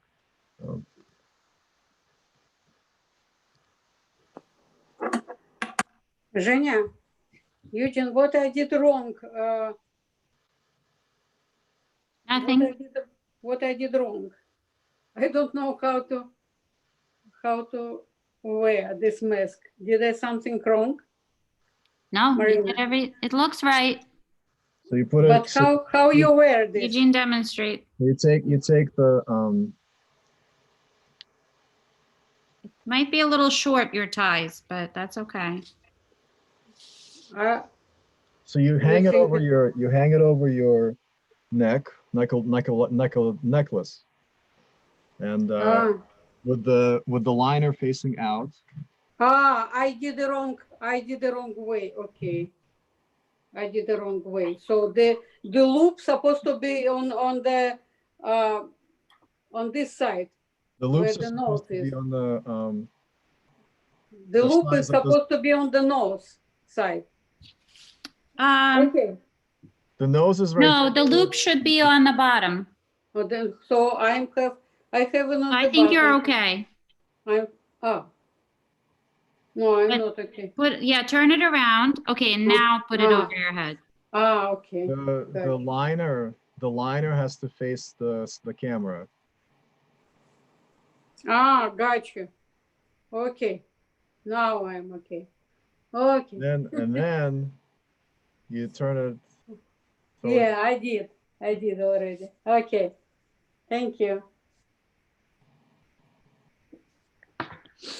And you just keep pulling it. Okay. Okay. Yep. Very good. And breast is good. Okay. Thank you. Looks good. Marina, how am I look? You look great. So I'm just finding that my needle is poking me in the same spot. So I'm just gonna put a Band-Aid on just to protect my skin. Yeah, if you have a thimble, that's great. If you don't, you can actually just put a Band-Aid on your finger, your thumb, proactively before you get hurt. I do have to drop off, everyone, but thank you so much. Thank you for joining us. All right. Thanks, And Crystal. thank you for the masks you've already made. That's really amazing. No problem. I look forward to donating to Sew Face Mask. Thank you and All stay safe. Bye, you too. Thanks, Crystal. Bye-bye. Bye-bye. Yeah, everybody else. Eugene and Marina, I have to jump off too, but I want to thank you for hosting this event and giving us an opportunity to give back to our organization. So thank you so much for your time. Thank you so much for joining us. Yeah, Yep, thank you. Yeah. Take care. Good to meet Take you. care. Bye.